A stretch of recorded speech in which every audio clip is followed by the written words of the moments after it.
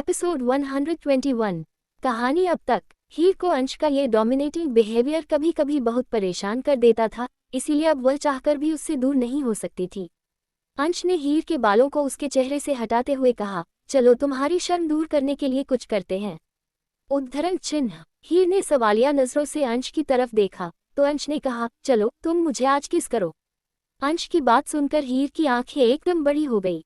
वह अटकते हुए बोली, मैं कैसे ऐसा कर सकती हूँ? मैं तो करता हूँ ना, और तुम चाहो तो सब कुछ कर सकती हो। चलो शुरू हो जाओ। उद्धरण चिन्ह। हीर ने अपना सिर ना में हिलाते हुए कहा, नहीं मुझे नहीं करना और अब आप मुझे जाने दीजिए।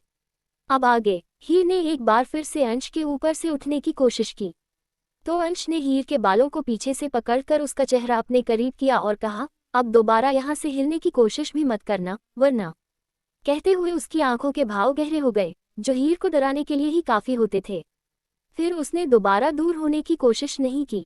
हीर ने रोंदू सी शक्ल बनाते हुए कहा, आप मुझे हमेशा डरा कर रखते हैं। ऐसे डरा कर भी कोई किस करवाता है क्या? उद्धरण चिन्ह। अंश ने अपनी एक भौं चढ़ाते हुए एटीट्यूड से कहा, मैं हूं ना ऐसा करवाने के लिए। अब बक बक बंद करो और वो करो जो मैं कह रहा हूँ। अब हीर के पास और कोई चारा नहीं था।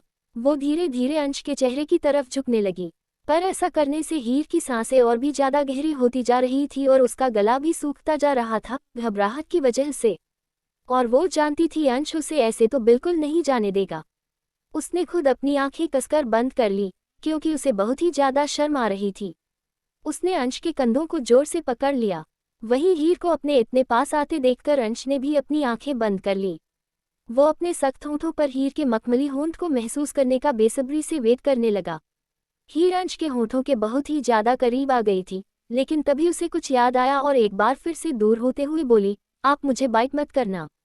उद्धरण चिन्ह। हीर की बात सुनकर अंश ने अपनी आंखें खोलकर सवालिया नजरों से हीर की तरफ देखा तो हीर ने दोबारा कहा, हाँ आपको नहीं पता, आज सुबह दादी भी पूछ रही थी कि मेरे होंठों पर निशान कैसे आया। हीर ने बड़े ही भोलेपन से यह बात कही थी तो अंश का एक बार को मन हुआ कि वो अपनी इस क्यूट सी छोटी सी बीवी को कसकर अपनी बाहों में भरे और उसे जोर से बाइट करे। अंश ने हीर को वापस पलटकर अपने नीचे किया और उसके सॉफ्ट होंठों को अपने अंगूठे से सहलाते हुए कहा, तो फिर तुम दादी को बता देती ना कि यह मेरे हस्बैंड के प्यार की निशानी है जो उसने बड़े प्यार से मुझे दी है। उद्धरण चिन्ह। हीर ने शर्माते हुए कहा कि मैं दादी को ये बात कैसे कहती? मुझे शर्म नहीं आती क्या? मैं आपकी तरह थोड़ी हूँ। उद्धरण चिन्ह। अंश ने भी शरारती स्माइल के साथ कहा, फिर तो कल भी तुम्हारी दादी तुमसे यही सवाल करने वाली है। हीर इससे पहले कि कुछ समझती, उससे पहले ही अंश उसके ऊपर हावी हो गया और उसके होठों को एक बार फिर से बड़ी ही शिद्दत के साथ चूमने लगा। हीर अपनी आंखें बड़ी किए अंश को देख रही थी।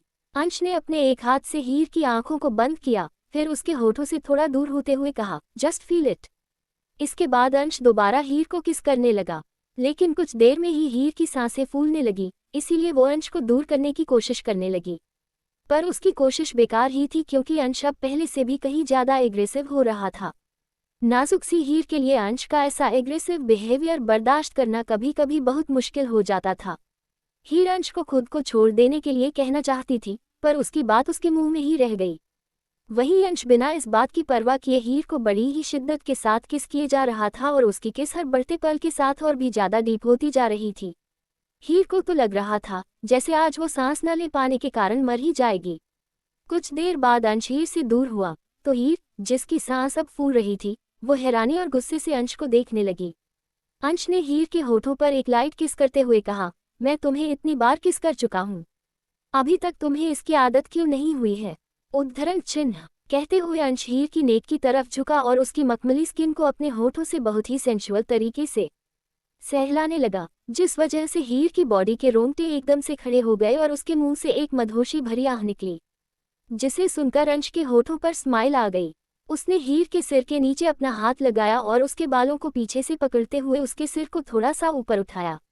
अब वो और भी ज्यादा सेंशुअल तरीके से हीर की नेक को हल्का हल्का बाइट कर रहा था, जिससे हीर के मुंह से सिसकियां निकल रही थी।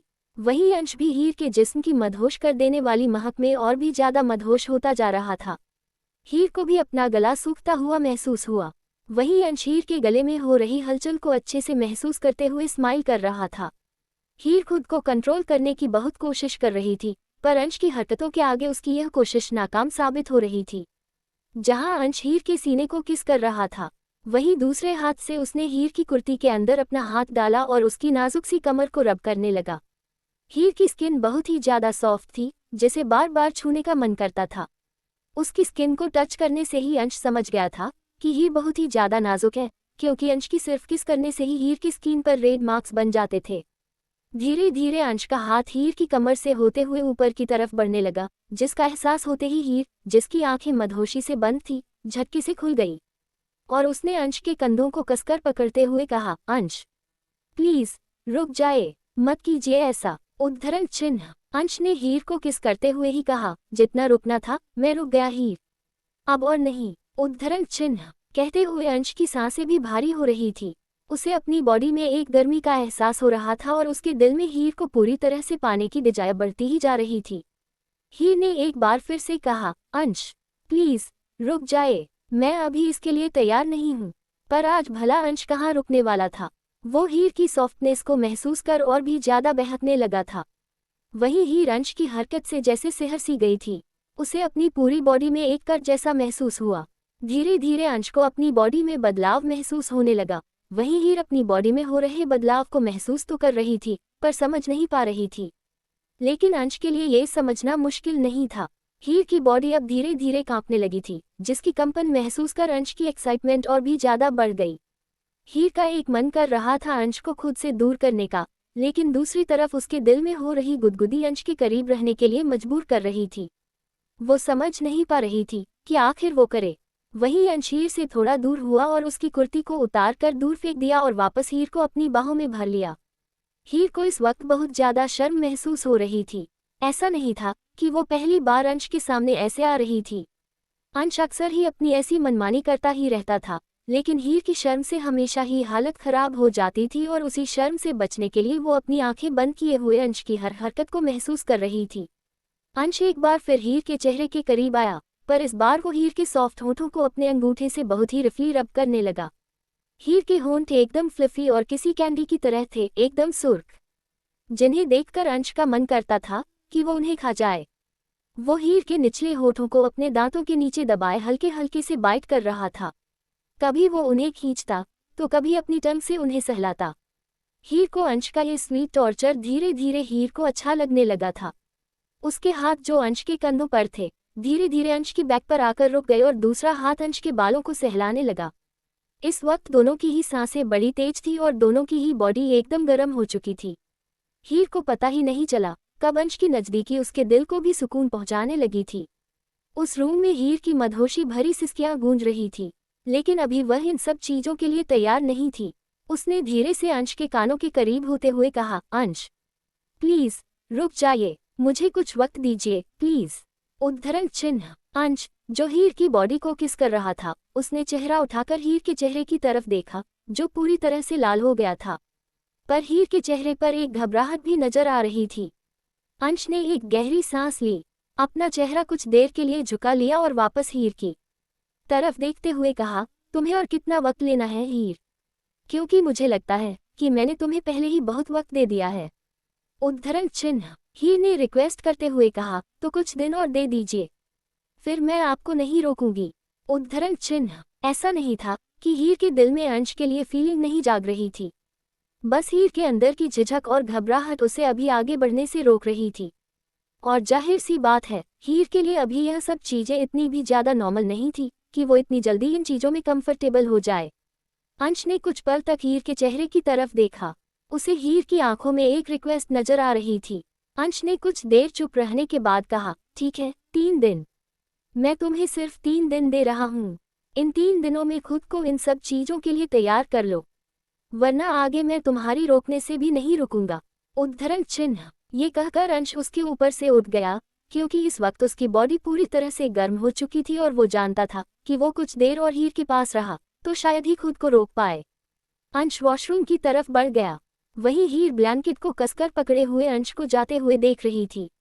अंश ने उसे 3 दिन का वक्त जरूर दिया था, पर एक अनकही सी वार्निंग भी थी उसकी बात में, जिसे हीर अच्छे से समझ गई थी।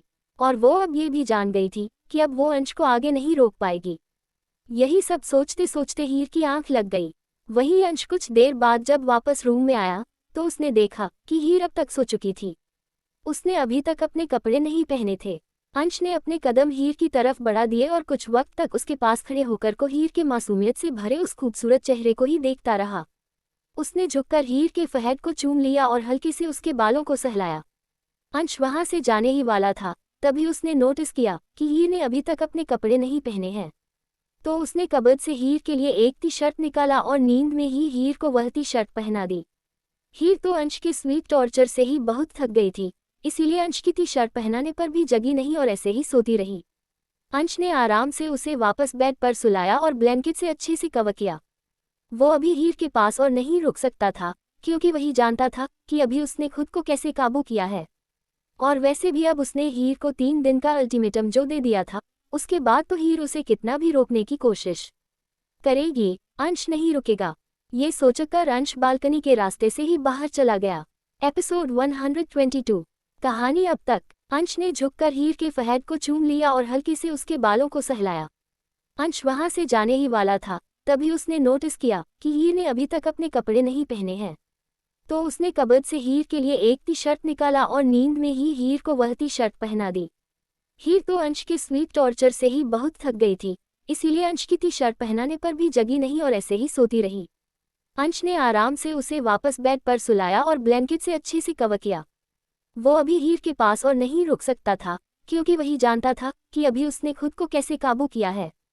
और वैसे भी अब उसने हीर को 3 दिन का अल्टीमेटम जो दे दिया था, उसके बाद तो हीर उसे कितना भी रोकने की कोशिश करेगी, अंश नहीं रुकेगा। ये सोचकर अंश बालकनी के रास्ते से ही बाहर चला गया।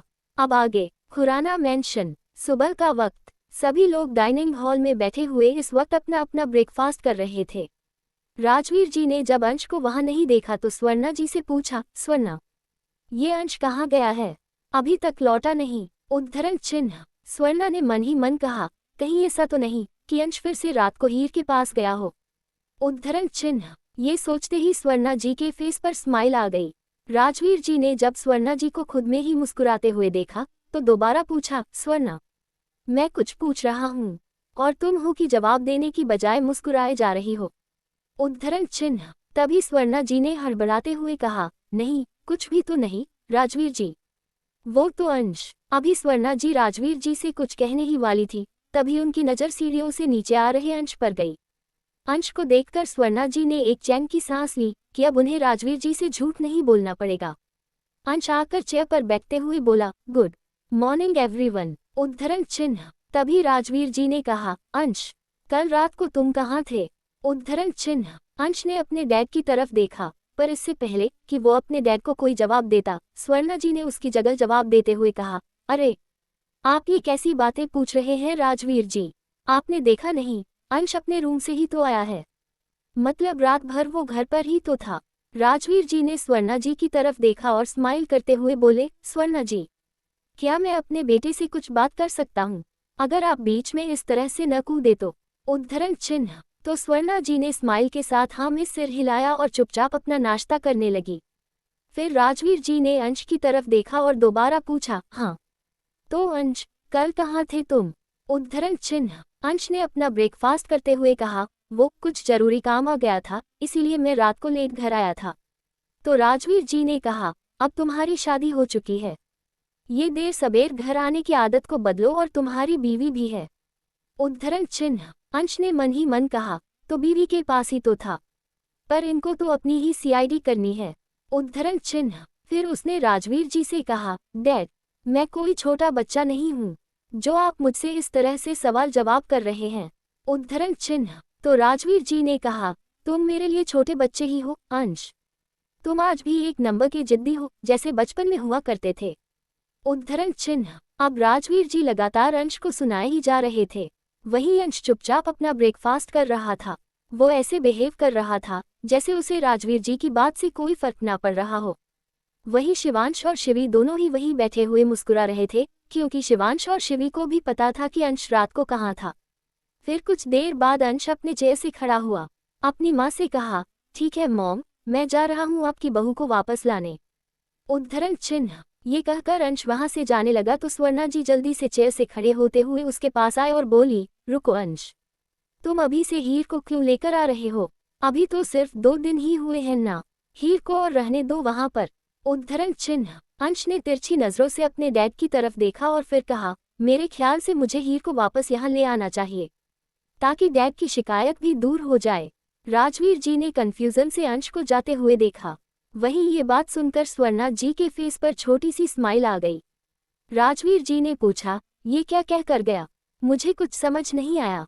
उद्धरण चिन्ह। स्वर्णा जी वापस आकर चेयर पर बैठ गई और उन्होंने एक नज़र शिवांश और शिवी की तरफ देखा, जो सर झुकाए अपना नाश्ता कर रहे थे। फिर उन्होंने हल्का सा राजवीर जी की तरफ झुकते हुए धीरे से कहा, राजवीर जी, क्या कर रहे हैं आप? भूल गए, जब हमारी नई शादी हुई थी तब आपकी हरकतें भी तो ऐसी ही थी ना? उद्धरण चिन्ह। राजवीर जी पहले तो कंफ्यूजन से स्वर्णा जी की तरफ देखते रहे, तभी उन्हें समझ आया और उन्होंने स्वर्णा जी से कहा, मतलब अंश? तो स्वर्णा जी ने भी स्माइल करते हुए अपना सिर हाँ में हिलाया। राजवीर जी ने अपना सिर ना में हिलाया और फिर अपना ब्रेकफास्ट करने लगे। वही स्वर्णा जी मंद मंद मुस्कुराते हुए मन ही मन बोली, आखिर मेरा बेटा अपने बाप पर जो गया है, ये बड़ा मुझे रुकने देते थे मेरे मायके में। उद्धरण चिन्ह। योजक चिन्ह। हीर का घर। अंश सोफे पर बैठा हुआ एक पैर पर दूसरा पैर चढ़ाए एक स्माइल के साथ हीर को ही देख रहा था। वहीं हीर मुंह बनाए हुए अंश को घूर रही थी।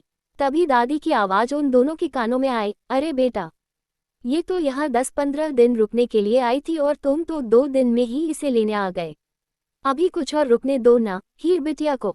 उद्धरण चिन्ह। वही सुधा जी दादी के पीछे खड़े हुए ही अंश से बोली, हाँ बेटा, कुछ और दिन हमारे साथ रह जाती तो। तभी अंश ने सुधा जी और दादी की तरफ देखते हुए कहा, वो क्या है ना कि मैं तो इसे यहाँ रुकने दूं, पर मेरी फैमिली हीर को इतना प्यार करते हैं कि इसके बिना उनसे रहा ही नहीं जा रहा। मेरी माँ तो बेचारी सुबह शाम उठते बैठते हीर का ही नाम ले रही है।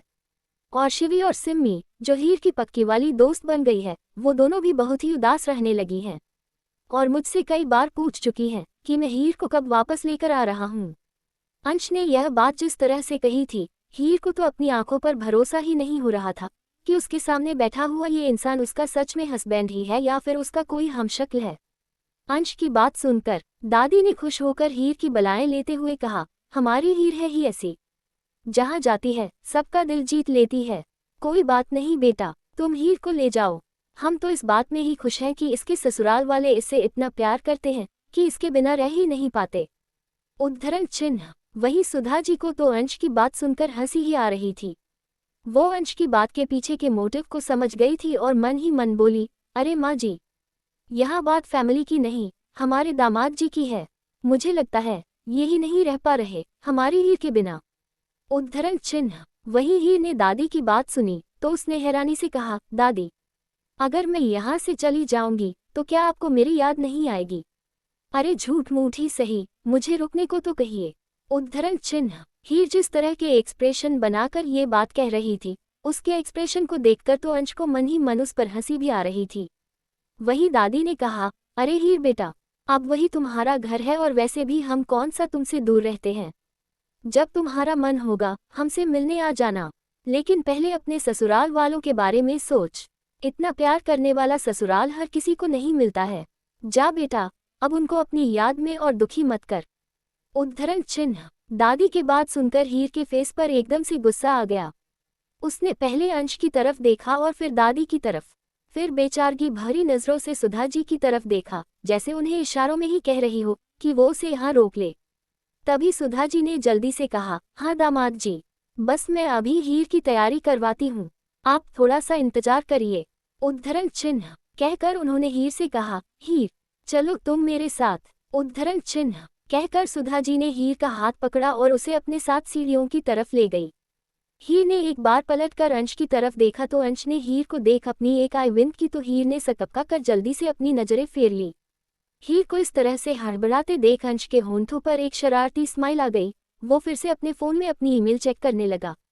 कुछ देर बाद सुधा जी हीर के कपड़े उसकी लगेज में डालते हुए बोली, हीर बेटा, नाराज क्यों हो रही हो तुम?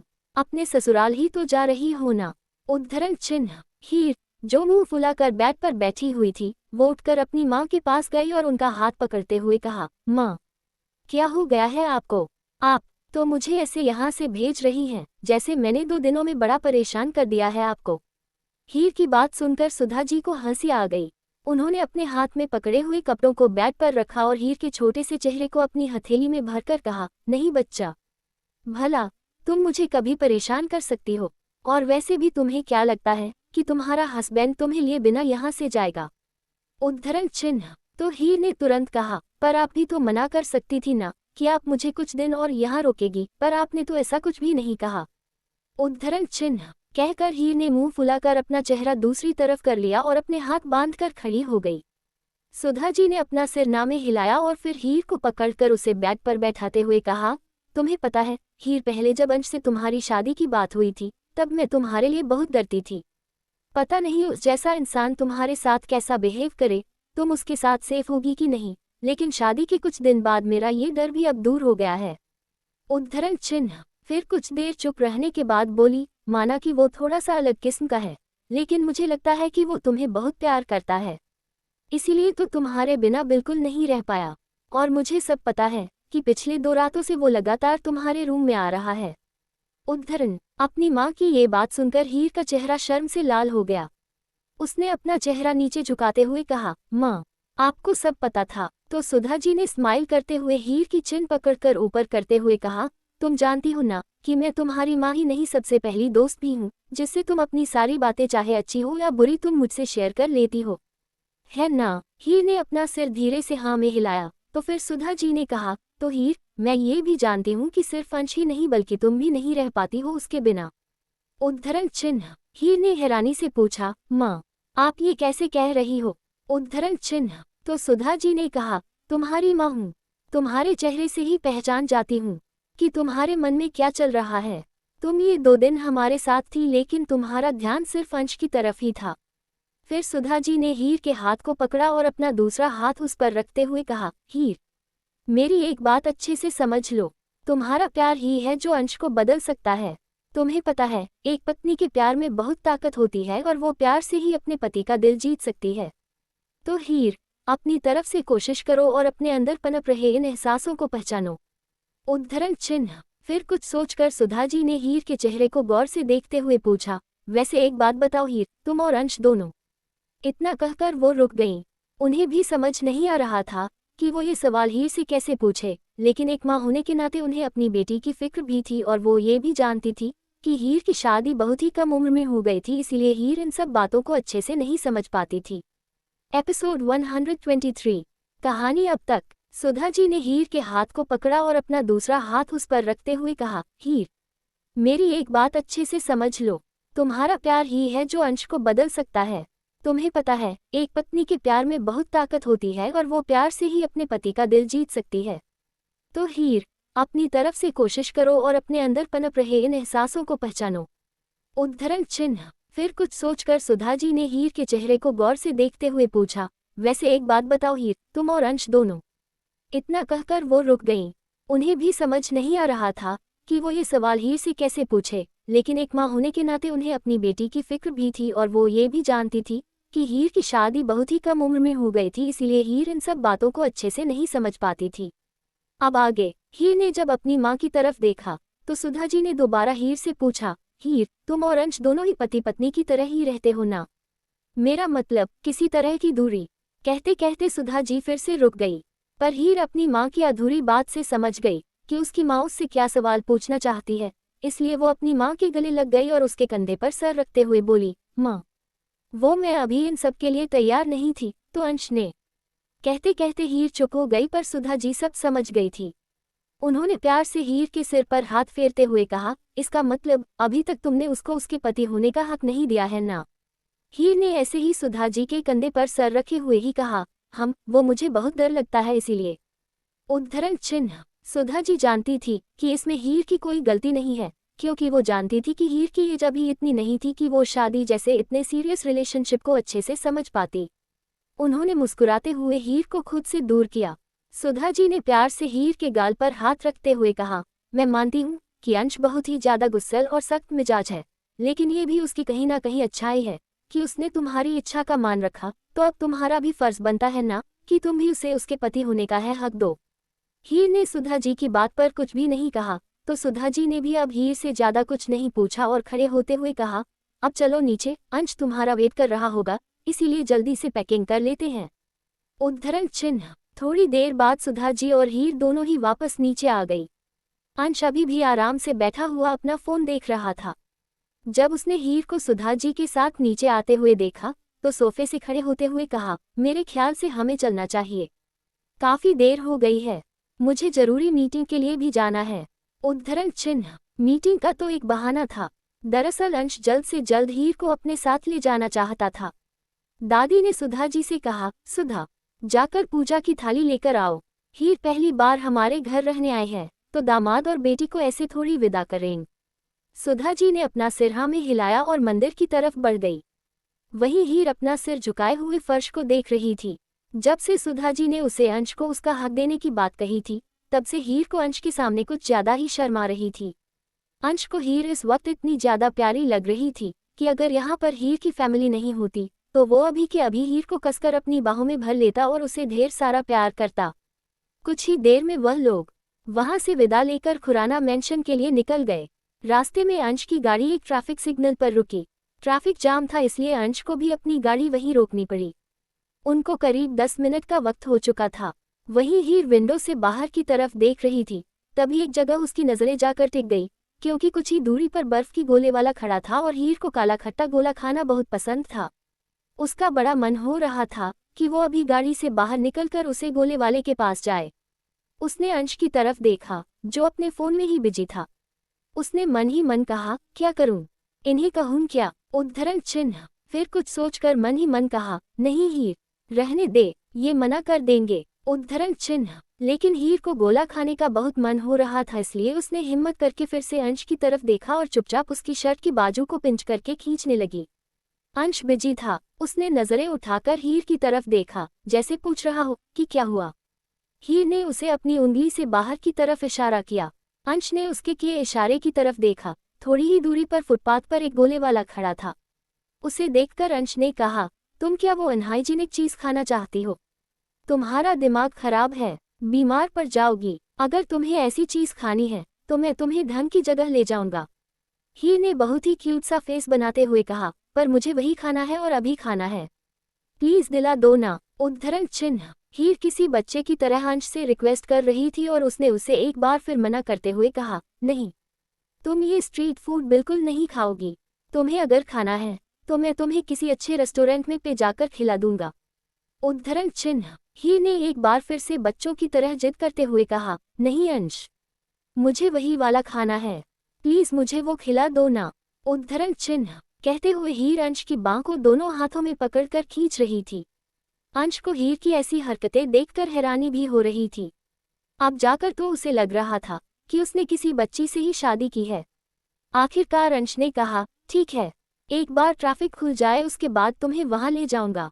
उद्धरण चिन्ह। अंश की बात सुनकर हीर अब एक्साइटमेंट के साथ ट्रैफिक खुलने का इंतजार करने लगी और कुछ ही देर में ट्रैफिक सिग्नल ग्रीन हो गया।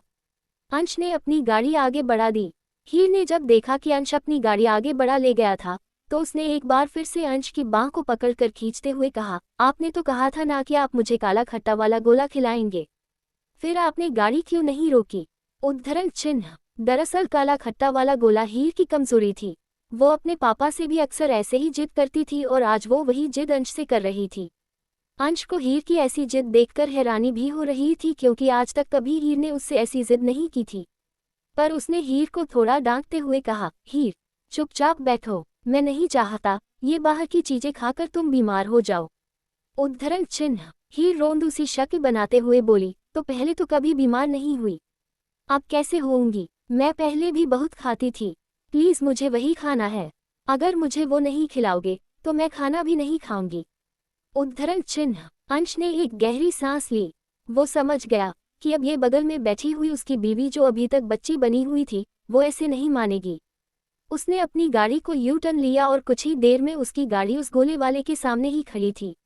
योजक चिन्ह। रिया का घर। रिया अपने फेस पर मेकअप कर रही थी और उसने एक येलो कलर की लेंथ ड्रेस पहनी हुई थी, जिसमें रिया गजब की खूबसूरत लग रही थी। रिया ने अपने होठों पर लिप ग्लॉस अप्लाई करते हुए एक बार पाउट बनाकर मिरर में देखा और फिर खुद को ही फ्लाइंग किस देते हुए कहा, वाह रिया, तुम इतनी खूबसूरत कैसे हो सकती हो? तुम अब शिकार करने के लिए रेडी हो? अब फंसाऊंगी मैं उस विराज सिंघानिया को अपने हुस्न के जाल में। समझता क्या है, लड़के देख लिया, गुस्सा करके देख लिया, उसको परेशान करके भी देख लिया, पर मजाल है ये बंदा जरा सा भी सुधरा हो। उद्धरण चिन्ह। फिर मुंह बनाते हुए कहा, अच्छा भला इतना अच्छा बिजनेस का प्लान किया था मैंने, सारा प्लान ही फ्लॉप कर दिया और जाकर छुट्टन भैया को धमका कर भी आया कि वो मुझे अपने ठेले के आसपास भटकने भी ना दें। अब देखो कैसे अपने हुस्न के जाल फंसाकर उसकी प्रॉपर्टी अपने नाम लिखवा लेती हूँ। अब प्लान चेंज है, अब मैं उसकी कंपनी टेकओवर नहीं करूंगी, बल्कि इसकी कंपनी को भी अपने नाम कर लूंगी। उद्धरण चिन्ह। फिर उसने एक एटीट्यूड वाला लुक दिया और अपने रूम से बाहर निकल गई। VR industries. विराज जब अपने केबिन में आया तो उसे सोफे पर ही मिस्टर सिंघानिया बैठे हुए नजर आए, जिसे देखकर विराज के फेस के एक्सप्रेशन एकदम से अजीब हो गए। विराज ने मिस्टर सिंघानिया को इग्नोर किया और आकर रोलिंग चेयर पर बैठ गया। मिस्टर सिंघानिया ने जब विराज को इस तरह से खुद को इग्नोर करते हुए देखा तो वह गुस्से से भड़कते हुए खड़े हुए और विराज के सामने की जाकर डेस्क पर अपने दोनों हाथ को रखते हुए कहा, ये क्या बदतमीजी है विराज, तुम इस तरह से मुझे इग्नोर क्यों कर रहे हो। विराज ने बिना उनकी तरफ देखे ही कहा, क्योंकि मैं आपको इग्नोर करना चाहता हूँ मिस्टर सिंघानिया, और वैसे आज आपको मेरी कैसे याद आ गई। उद्धरण चिन्ह। मिस्टर सिंघानिया अच्छे से जानते थे अपने बेटे को, इसलिए वो उसके सामने ही चेयर पर बैठते हुए बोले, क्यों, मैं तुम्हें याद करूंगा क्या, तभी तुमसे मिलने आऊंगा। वैसे मैं तुमसे मिलने नहीं आ सकता हूँ, अब जब तुम मुझसे मिलने नहीं आओगे तो इस बाप को तो अपने बेटे से मिलने आना ही होगा ना। उद्धरण चिन्ह। मिस्टर सिंघानिया ने उसे टोंट मारते हुए कहा। विराज, जो अपना लैपटॉप ओपन कर अपना काम कर ही रहा था, उसने एक नज़र मिस्टर सिंघानिया की तरफ देखा और फिर अपने चेयर पर लीन होते हुए कहा, मेरे पास आपसे मिलने की कोई वजह नहीं है, लेकिन आपके पास मुझसे मिलने की कोई ना कोई वजह तो जरूर रही होगी। तो फालतू की बात बंद कीजिए और सीधा मुद्दे पर आइए, आप मेरे केबिन में क्या कर रहे हैं। उद्धरण चिन्ह। मिस्टर सिंघानिया विराज की आदत को अच्छे से जानते थे, क्योंकि कई साल हो गए थे विराज ने उनसे कभी सीधे मुंह बात नहीं की थी, इसलिए अब तो उन्हें विराज के ऐसे एटीट्यूड की आदत सी हो गई थी। उन्होंने एक गहरी सांस लेकर खुद को शांत किया और फिर काफी शांत स्वर में विराज से कहा, विराज, मुझे लगता है कि अब तुम्हें शादी कर लेनी चाहिए, कब तक इस तरह से अयाशियां करते फिरोगे। मिस्टर सिंघानिया की बात सुनकर विराज ने सार्कास्टिक वे में कहा, मिस्टर सिंघानिया, आप मुझे कह रहे हैं कि मैं अयाशी करता फिरता हूँ, और आप जो इस उम्र में करते हैं उसे क्या कहेंगे, बोलिए। उद्धरण चिन्ह। मिस्टर सिंघानिया, जो अपने गुस्से को बार बार कंट्रोल करने की कोशिश कर रहे थे, वो इस बार फिर गुस्से से भड़कते हुए बोले, माइंड योर लैंग्वेज विराज, तुम भूल रहे हो कि तुम अपने बाप से बात कर रहे हो। उद्धरण चिन्ह। फिर अपने गुस्से को दबाते हुए कहा, देखो विराज, मैं यहाँ तुमसे फालतू की बातों पर बहस करने नहीं आया हूँ, बस मैं ये चाहता हूँ कि अब तुम शादी कर लो। तुम्हें मेरी फिक्र हो चाहे ना हो, पर मुझे तुम्हारी फिक्र है, क्योंकि मैं तुम्हारा बाप हूँ। मिस्टर सिंघानिया की बात पर विराज कुछ पल तो बिना किसी एक्सप्रेशन के उन्हें देखता रहा, फिर एकदम से ठहाका लगाकर हंस पड़ा। विराज को इस तरह से ठहाका लगाते देख मिस्टर सिंघानिया का पारा अब हाई हो रहा था, लेकिन वो जानते थे कि जो बात वो विराज से करने के लिए आए हैं वो तो उन्हें करनी ही है। विराज ने अपनी हंसी रोकते हुए कहा, मिस्टर सिंघानिया, रियली आपको मेरी इतनी फिक्र हो रही है, खासकर मेरी शादी की, सच सच बताएगा, अब कौन सा मतलब छुपा हुआ है आपका इसमें। उद्धरण चिन्ह। मिस्टर सिंघानिया ने भी सपाट लहजे में कहा, मेरा मतलब सिर्फ इतना छुपा हुआ है कि अब तुम सेटल हो जाओ, बस इससे ज्यादा मैं कुछ नहीं चाहता। वैसे भी मैंने निशा के लिए भी यही सोचा था, लेकिन उस अंश खुराना ने सब बर्बाद कर दिया और उसकी वजह से मेरी बेटी इंडिया नहीं आ सकती। उद्धरण चिन्ह। मिस्टर सिंघानिया की बात सुनकर विराज ने एक अजीब सी स्माइल के साथ कहा, निशा इंडिया वापस आ रही है, वो भी 2 दिन बाद। ये बात सुनकर मिस्टर सिंघानिया एकदम चौंक गए। व्हाट, निशा वापस आ रही है? उसका दिमाग खराब हो गया है क्या? वो उसे छोड़ेगा नहीं। उद्धरण चिन्ह। विराज ने कहा, आप भूल रहे हैं डैड, निशा मेरी बहन है, और उस अंश खुराना की हिम्मत नहीं है कि मेरे रहते मेरी बहन को छू भी पाए। उद्धरण चिन्ह। मिस्टर सिंघानिया ने अब इस बार विराज की बात को इग्नोर करते हुए कहा, अब वो सब मैं बाद में देख लूंगा, फिलहाल के लिए मैं तुम्हारे लिए एक लड़की पसंद की है, और आज ही तुम उसके साथ ब्लाइंड डेट पर जा रहे हो। उद्धरण चिन्ह। योजक चिन्ह। एपिसोड 124। कहानी अब तक। मिस्टर सिंघानिया ने भी सपाट लहजे में कहा, मेरा मतलब सिर्फ इतना छुपा हुआ है कि अब तुम सेटल हो जाओ, बस इससे ज्यादा मैं कुछ नहीं चाहता। वैसे भी मैंने निशा के लिए भी यही सोचा था, लेकिन उस अंश खुराना ने सब बर्बाद कर दिया और उसकी वजह से मेरी बेटी इंडिया नहीं आ सकती। उद्धरण चिन्ह। मिस्टर सिंघानिया की बात सुनकर विराज ने एक अजीब सी स्माइल के साथ कहा, निशा इंडिया वापस आ रही है, वो भी 2 दिन बाद। ये बात सुनकर मिस्टर सिंघानिया एकदम चौंक गए। व्हाट? निशा वापस आ रही है? उसका दिमाग खराब हो गया है क्या? वो उसे छोड़ेगा नहीं। उद्धरण चिन्ह। विराज ने कहा, आप भूल रहे हैं डैड, निशा मेरी बहन है और उस अंश खुराना की हिम्मत नहीं है कि मेरे रहते मेरी बहन को छू भी पाए। उद्धरण चिन्ह। मिस्टर सिंघानिया ने अब इस बार विराज की बात को इग्नोर करते हुए कहा, अब वो सब मैं बाद में देख लूंगा। फिलहाल के लिए मैं तुम्हारे लिए एक लड़की पसंद की है और आज ही तुम उसके साथ ब्लाइंड डेट पर जा रहे हो। उद्धरण चिन्ह। अब आगे। अपने डैड की बात सुनकर विराज ने उन्हें अजीब नजरों से घूरते हुए कहा, आपका दिमाग खराब हो गया है क्या? मैं कोई छोटा बच्चा हूँ कि आप मुझे ऑर्डर दोगे और मैं सर झुकाकर आपके उस ऑर्डर को मार लूंगा? मुझे नहीं जाना आपकी किसी भी पसंद की हुई लड़की के साथ ब्लाइंड डेट पर। उद्धरण चिन्ह। मिस्टर सिंघानिया जानते थे कि विराज से अपनी बात मनवाना इतना आसान नहीं है, इसलिए उन्होंने भी एक सार्कास्टिक स्माइल के साथ कहा, जाना तो तुम्हें पड़ेगा विराज, क्योंकि अभी भी तुम भूल रहे हो कि बाजी मेरे हाथ में है और तुम जानते हो ना कि मैं क्या कहना चाहता हूँ। उद्धरण चिन्ह। मिस्टर सिंघाना की बात सुनकर विराज एकदम भड़कते हुए खड़ा हुआ और डेस्क पर अपने दोनों हाथ रखते हुए हल्का सा मिस्टर सिंघानिया की तरफ झुका और कहा, आप मुझे धमकी दे रहे हैं डैड? मत भूलिए कि वो शेयर्स मेरी मॉम के हैं और आप मुझसे वो शेयर्स ले नहीं सकते हैं क्योंकि वो शेयर्स मेरी मॉम ने मेरे नाम की है। उद्धरण चिन्ह। मिस्टर सिंघानिया ने भी उसी तरह से अपने दोनों हाथ डेस्क पर टिकाए और थोड़ा सा झुकते हुए कहा हुए विराज की आंखों में देखते हुए कहा, मैं ऐसा कर सकता हूँ विराज, क्योंकि तुम शायद भूल रहे हो अभी तक वो पूरे शेयर्स लीगली तुम्हारे नहीं हुए हैं और वो तब तक तुम्हारे नहीं होंगे जब तक कि मैं तुम्हें वो नहीं सौंप दूँ। अगर तुम चाहते हो कि वो शेयर्स तुम्हारे पास ही रहें तो तुम्हें मेरी बात माननी होगी। उद्धरण चिन्ह। इस वक्त दोनों ही बाप बेटे एक दूसरे को बुरी तरह से घूर रहे थे। अगर कोई उन्हें देखता तो कहता कि ये दोनों बाप बेटे नहीं बल्कि एक दूसरे के दुश्मन हों। तभी विराज के फेस पर एक मिस्टीरियस स्माइल आए और उसने कहा, और अगर वह लड़की मुझसे शादी न करना चाहे तो क्या तब भी आप मुझे उन शेयर्स को वापस लेने की धमकी देंगे?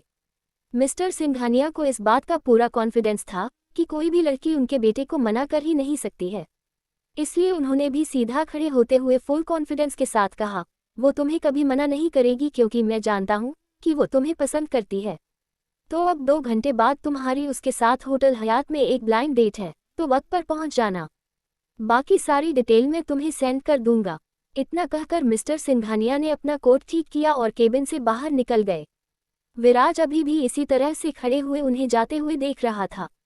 उसकी आंखें इस वक्त बहुत ही ज्यादा गहरी हो गई थी। वो अपने दांत पीसते हुए बोला, मैं भी देखता हूँ वो लड़की मुझे कैसे पसंद करती है, बल्कि उस लड़की को तो आज मैं अपना वो रूप दिखाऊंगा कि सारी जिंदगी मेरे नाम से भी कांपेगी। उद्धरण चिन्ह। मिस्टर सिंघानिया लिफ्ट की तरफ बढ़ ही रहे थे कि तभी लिफ्ट का डोर ओपन हुआ और रिया बड़ी एटीट्यूड के साथ लिफ्ट से बाहर आई। उसका पूरा ध्यान अपनी ड्रेस पर और अपने बालों पर था। अपने बालों को वो बार बार अपनी उंगलियों से सही कर रही थी, तभी सामने से आ रहे मिस्टर सिंघानिया उससे टकराते टकराते बचे। मिस्टर सिंघानिया ने पहले तो रिया को ऊपर से नीचे तक घूरा और फिर कहा, क्या तुम देखकर नहीं चल सकती हो?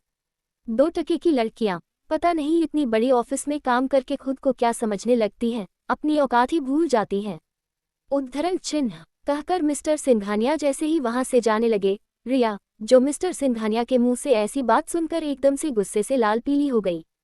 वो पलटकर मिस्टर सिंघानिया से बोली, ओए बुड्ढे, अगर मैं देखकर नहीं चल रही थी तो अपनी आंखों का इस्तेमाल कर लेता कि भगवान ने आंखें दी हैं कि बटन जो दुनिया को सिर्फ दिखाने के लिए है।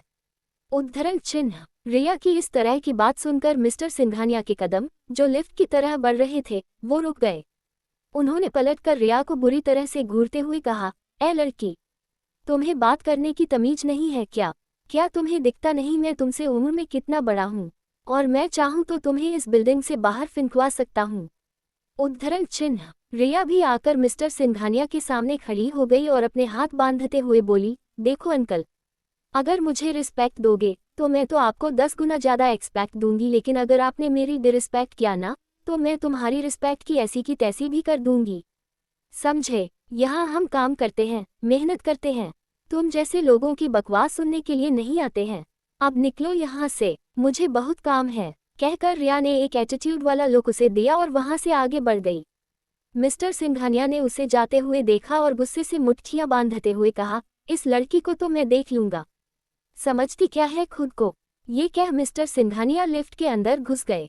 वहीं रिया विराज के केबिन के सामने आकर रुकी और अपनी ड्रेस को सही करते हुए एक बड़ी सी स्माइल अपने फेस पर चिपकाते हुए बोली, चल रिया, शुरू हो जा उस साइको को अपने हुस्न के जाल में फंसाने के लिए।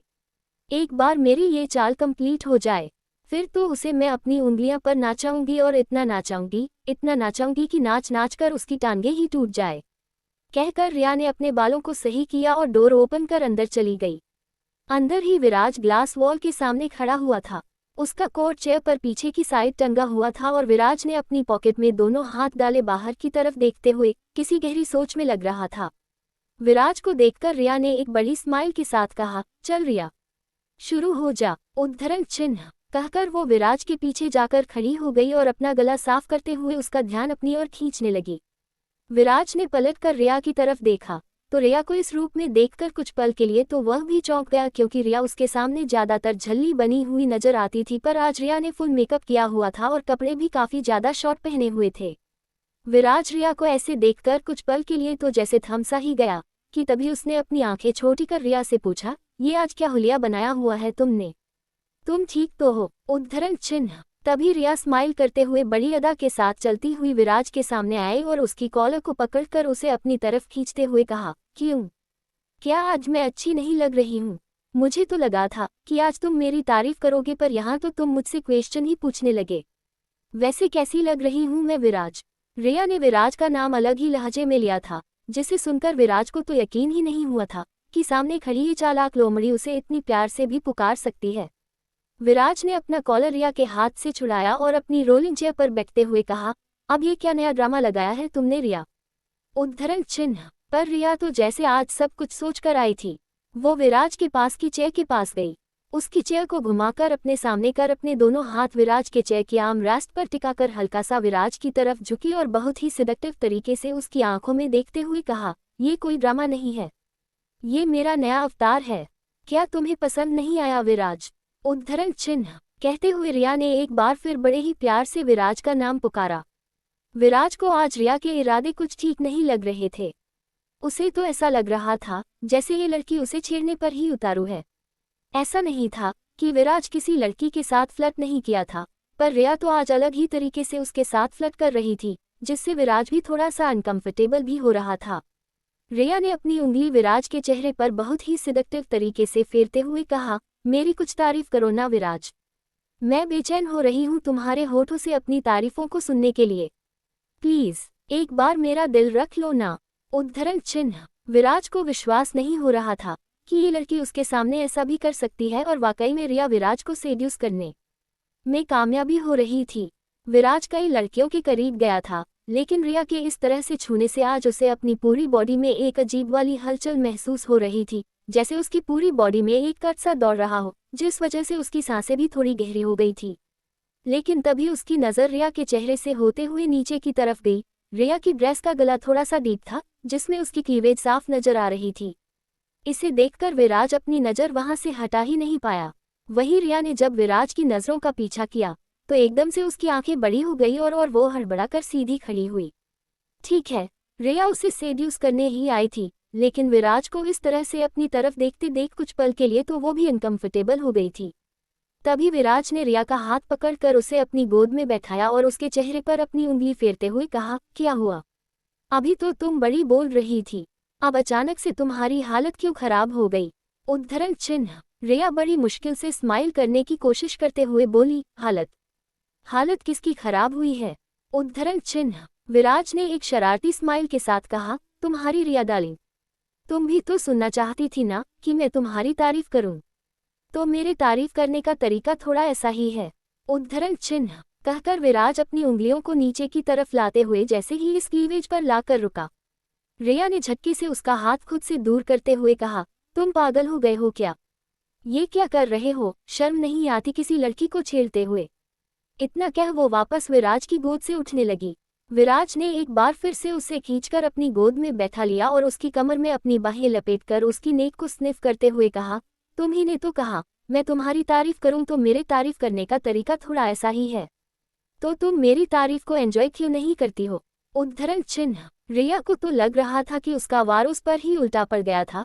कहाँ तो वो विराज को सेड्यूस करने आई थी और यहाँ वो खुद विराज की हरकत से सेड्यूस हो रही थी। अब तो वो मन ही मन खुद को गालियां देते हुए बोली, रिया पागल, क्या जरूरत थी इस भूखी शेर को भड़काने की? भड़क गया ना अभी, अब रिया ये तेरा शिकार करके ही मानेगा। वही विराज जो रिया की नेक को स्नीफ करते हुए हल्के हल्के किस कर रहा था, उसके हाथ उसकी कमर से फिसलते हुए नीचे की तरफ उसकी थाई पर आकर रुक गए और वो बहुत ही सेडिक्टिव तरीके से रिया की थाई को सहलाने लगा, जिससे रिया की हालत खराब हो रही थी। उसकी शक्ल तो ऐसी हो गई थी जैसे वो अभी रो ही देगी। विराज ने जैसे ही रिया की ड्रेस को उसके कंधे से खिसकाना चाहा, रिया एकदम शॉक्ड रह गई। एपिसोड 125। कहानी अब तक। रिया को तो लग रहा था कि उसका वार उस पर ही उल्टा पड़ गया था। कहाँ तो वो विराज को सेड्यूस करने आई थी और यहाँ वो खुद विराज की हरकत से सेड्यूस हो रही थी। अब तो वो मन ही मन खुद को गालियां देते हुए बोली, रिया पागल, क्या जरूरत थी इस भूखी शेर को भड़काने की? भड़क गया ना अभी, अब रिया ये तेरा शिकार करके ही मानेगा।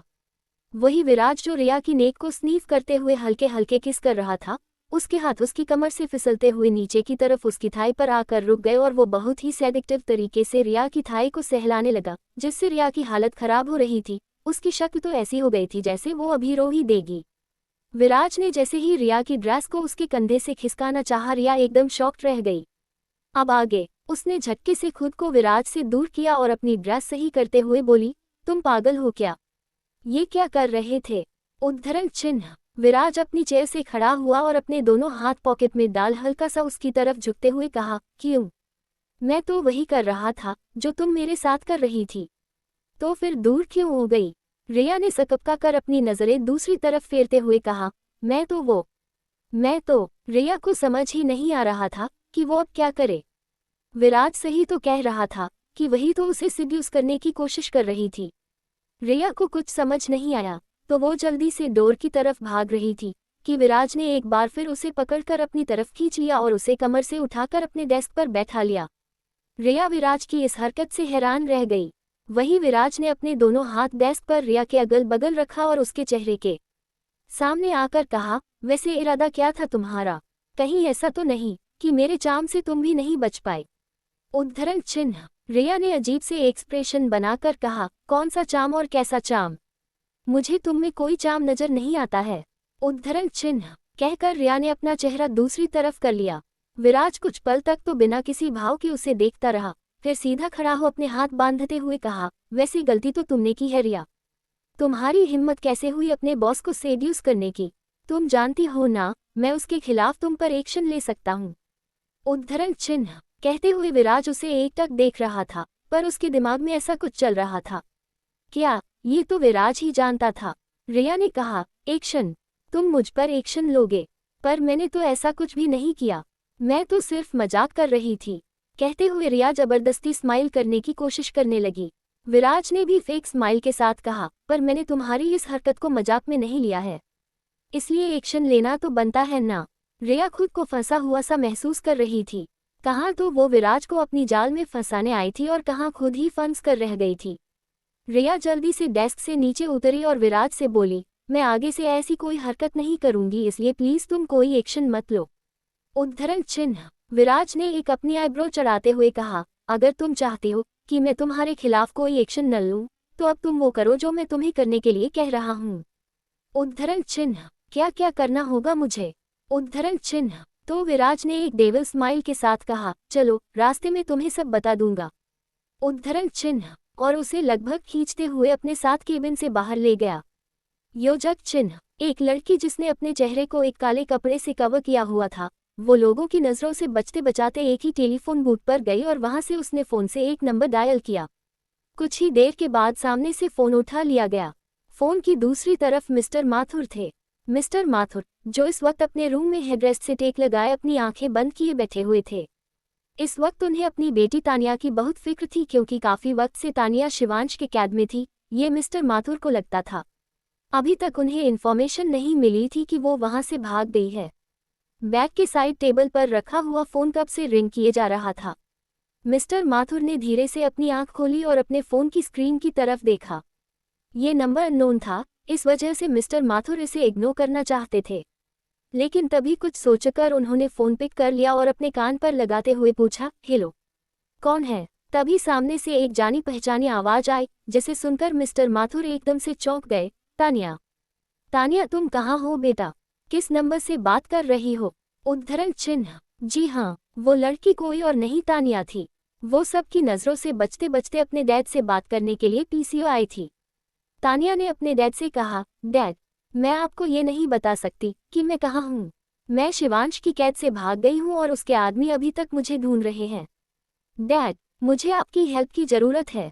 मिस्टर माथुर हैरानी से बोले, क्या तुम शिवांश की कैद से भाग गई हो और तुम हो कहाँ इस वक्त? तुम मुझे एड्रेस दो, मैं तुम्हें अभी लेने आ रहा हूँ। तानिया ने कहा, डैड, मैं आपके साथ नहीं आ सकती हूँ लेकिन आपसे मिल जरूर सकती हूँ। लेकिन अगर मैं आपके साथ वापस माथुर निवास आई तो शिवांश मुझे वापस अपनी कैद में ले जाएगा। बस आपको मेरी कुछ हेल्प करनी होगी। उद्धरण चिन्ह। मिस्टर माथुर ने कहा, ठीक है, तुम मुझे बताओ कहाँ हो। मैं तुमसे मिलने आता हूँ और तुम्हें मेरी किस प्रकार की हेल्प चाहिए? उद्धरण चिन्ह। तानिया ने कुछ सोचकर मिस्टर माथुर से कुछ कहा, जिसे सुनकर मिस्टर माथुर थोड़ा हैरान रह गए। फिर उन्होंने कहा, एड्रेस सेंड करो, मैं अभी पहुंच रहा हूँ। उद्धरण चिन्ह। तानिया ने उन्हें मिलने की जगह का एड्रेस बता दिया और फ़ोन डिस्कनेक्ट कर दिया। उसने एक बार फिर अपने आसपास देखा और वहां से चली गई। योजक चिन्ह। Night club. हीर सोफे पर बैठी हुई अपने हाथ में ड्रिंक का गिलास पकड़े हुए सामने फ्लो की तरफ देख रही थी, जहां पर अंश किसी दूसरी लड़की के साथ डांस कर रहा था और बीच बीच में एक डेविल स्माइल के साथ हीर की ओर देख भी रहा था। हीर के लिए ये सब देखना बर्दाश्त नहीं हो रहा था। दरअसल अंश हीर को जानबूझकर उकसाने के लिए ऐसा कर रहा था और वो हीर की आंखों में जलन साफ देख पा रहा था। वहीं वो लड़की तो बड़ी खुश होकर उसके साथ डांस कर रही थी क्योंकि वो लड़की पहले ही अंश पर बहुत ज्यादा फिदा थी। पर अंश उसे कभी कोई भाव देता ही नहीं था। ये तो इत्तेफाकन वो लड़की अंश से टकरा गई और उसने अंश के साथ एक डांस करने रिक्वेस्ट की। एपिसोड 126। कहानी अब तक। Night club. हीर सोफे पर बैठी हुई अपने हाथ में ड्रिंक का गिलास पकड़े हुए सामने फ्लो की तरफ देख रही थी, जहां पर अंश किसी दूसरी लड़की के साथ डांस कर रहा था और बीच बीच में एक डेविल स्माइल के साथ हीर की ओर देख भी रहा था। हीर के लिए ये सब देखना बर्दाश्त नहीं हो रहा था। दरअसल अंश हीर को जानबूझकर उकसाने के लिए ऐसा कर रहा था और वो हीर की आंखों में जलन साफ देख पा रहा था। वहीं वो लड़की तो बड़ी खुश होकर उसके साथ डांस कर रही थी क्योंकि वो लड़की पहले ही अंश पर बहुत ज्यादा फिदा थी। पर अंश उसे कभी कोई भाव देता ही नहीं था। ये तो इत्तेफाकन वो लड़की अंश से टकरा गई और उसने अंश के साथ एक डांस करने रिक्वेस्ट की। अब आगे। पर अंश के दिमाग में तो इस समय कुछ और ही चल रहा था, इसलिए उसने भी स्माइल करते हुए उसकी रिक्वेस्ट एक्सेप्ट कर ली। उसका हाथ पकड़कर उसे फ्लो पर ले गया। वहीं अंश के ऐसा करते ही हीर को अंदर ही अंदर बहुत गुस्सा आ रहा था। इस वक्त उसकी शक्ल ऐसी हो गई थी जैसे कभी भी वो गुस्से से फट पड़ेगी। अंश उस लड़की के साथ डांस करते हुए बीच बीच में हीर को भी देख रहा था। जैसे ही हीर की नज़र अंश की नज़रों से मिली, हीर ने अपनी नज़रें दूसरी तरफ कर ली, लेकिन फिर से तीखी नज़रों से वो अंश और उस लड़की को देख रही थी। आखिरकार उससे बर्दाश्त नहीं हुआ और वो सोफे से खड़ी हुई और उसने भी अपने कदम फ्लो की तरफ बढ़ा दिए। अंश ने उस लड़की की कमर को थामा हुआ था और इस वक्त उस लड़की की पीठ अंश के सीने से लगी हुई थी और अंश हल्का सा उसके चेहरे की तरफ झुका हुआ था। हीर जल्दी से आए और उस लड़की को खींचकर उसने उससे दूर कर दिया। हीर के ऐसा करने से वो लड़की एकदम से चौंक गई और वहीं पर और लोग भी जो डांस कर रहे थे वो भी अचानक से रुक गए। उस लड़की ने गुस्से से कहा, तुम्हारी हिम्मत कैसे हुई ये करने की? उद्धरण चिन्ह। तभी हीर ने उस पर भड़कते हुए कहा, और तुम्हारी हिम्मत कैसे हुई मेरे पति के साथ डांस करने की? क्या तुम्हें दिख नहीं रहा था कि उसकी बीवी भी यहाँ मौजूद है? उद्धरण चिन्ह। वो लड़की हीर को नहीं जानती थी, इसीलिए हीर की बात सुनकर वो कुछ पल के लिए तो सकपका गई। फिर उसने अंश की तरफ देखा जो बड़ी सी स्माइल करते हुए अपनी बीवी को ही देख रहा था। वो बीवी जो उसे अपने करीब नहीं आने देती है लेकिन किसी और लड़की को भी उसके करीब बर्दाश्त नहीं कर पाती है, और आज वो अपने पति के लिए किसी दूसरी लड़की से झगड़ रही थी। अंश तो हीर की हरकत को बड़ा ही एंजॉय कर रहा था। आखिर वो यही तो चाहता था। तभी उस लड़की ने फिर से कहा, हाँ तो अगर मैं एक डांस कर लिया तो क्या बुरा हो गया इसमें? तुम इतना बुरा क्यों मान रही हो? उद्धरण चिन्ह। तो हीर ने अब हार मानते हुए कहा, हाँ मैं बुरा मान रही हूँ क्योंकि मुझे नहीं पसंद कि कोई भी अरी गैरी लड़की मेरे पति के साथ डांस करे। अब चुपचाप यहाँ से जाओ। उद्धरण चिन्ह। कहकर हीर ने पलटकर अंश की तरफ देखा जो एक स्माइल के साथ उसे ही देख रहा था। हीर ने अपनी भौहें सिकुड़ते हुए कहा, अगर मैं किसी लड़के के साथ ऐसे डांस करूं, तब आपको कैसा लगेगा? बोलिए। अंश ने अपनी भौहें चढ़ाते हुए कहा, तुम ऐसा कर ही नहीं सकती क्योंकि तुम्हारे अंदर इतनी हिम्मत नहीं है। उद्धरण चिन्ह। तो हीर ने भी अंश के कॉलर को पकड़कर गुस्से से कहा, तो आपके अंदर भी इतनी हिम्मत नहीं होनी चाहिए। आइंदा से याद रखना कि आप ऐसे किसी और लड़की के साथ डांस नहीं कर सकते। उद्धरण चिन्ह। कहकर हीर अंश को खुद से दूर किया और जैसे ही वो फ्लो से नीचे उतरने लगी, अंश ने उसका हाथ पकड़कर उसे वापस अपने पास खींच लिया। इस वक्त अंश और हीर दोनों ही एक दूसरे की आंखों में देख रहे थे। अंश ने हीर से आई कांटेक्ट बिना ब्रेक किए ही अपने एक हाथ से सभी को फ्लो से उतर जाने के लिए इशारा किया। हीर को तो पता ही नहीं चला कि कब पूरा फ्लो खाली हो चुका है। तभी उस क्लब की लाइट धीरे धीरे कर डिम हो गई और स्पॉटलाइट अंश और हीर पर पड़ने लगी। हीर अभी भी अंश की आंखों में ही देख रही थी।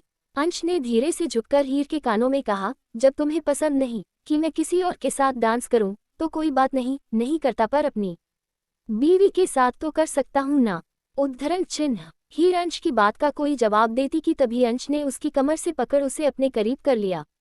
इस वक्त हीर ने एक नी लेंथ ड्रेस पहनी हुई थी और अपने लंबे बालों को एक साइड से पिनअप किया हुआ था। हीर इस ड्रेस में बहुत ही प्यारी लग रही थी।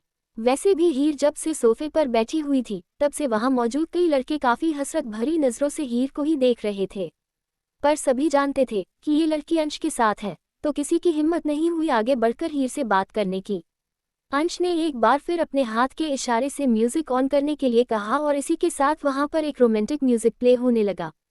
तुझको बना दूं मैं अपना खुदा, और सजदे तेरे कर सकूं, मांगू दुआ साथ होने की, तेरे कंधे पे सर रख सकूं, धागा एक बांधूं, तुझको मन्नत बना लूं, कागज पे दिल के तेरी सूरत बना लूं, छूटे कभी ना वो आदत बना लूं, आशिद्दत बना लूं तुझे, दिल दिल दिल दिल। अंश हीर का हाथ पकड़े हुए और एक हाथ उसकी कमर में डाले हुए बहुत ही रोमांटिक स्टेप के साथ उसके साथ डांस कर रहा था।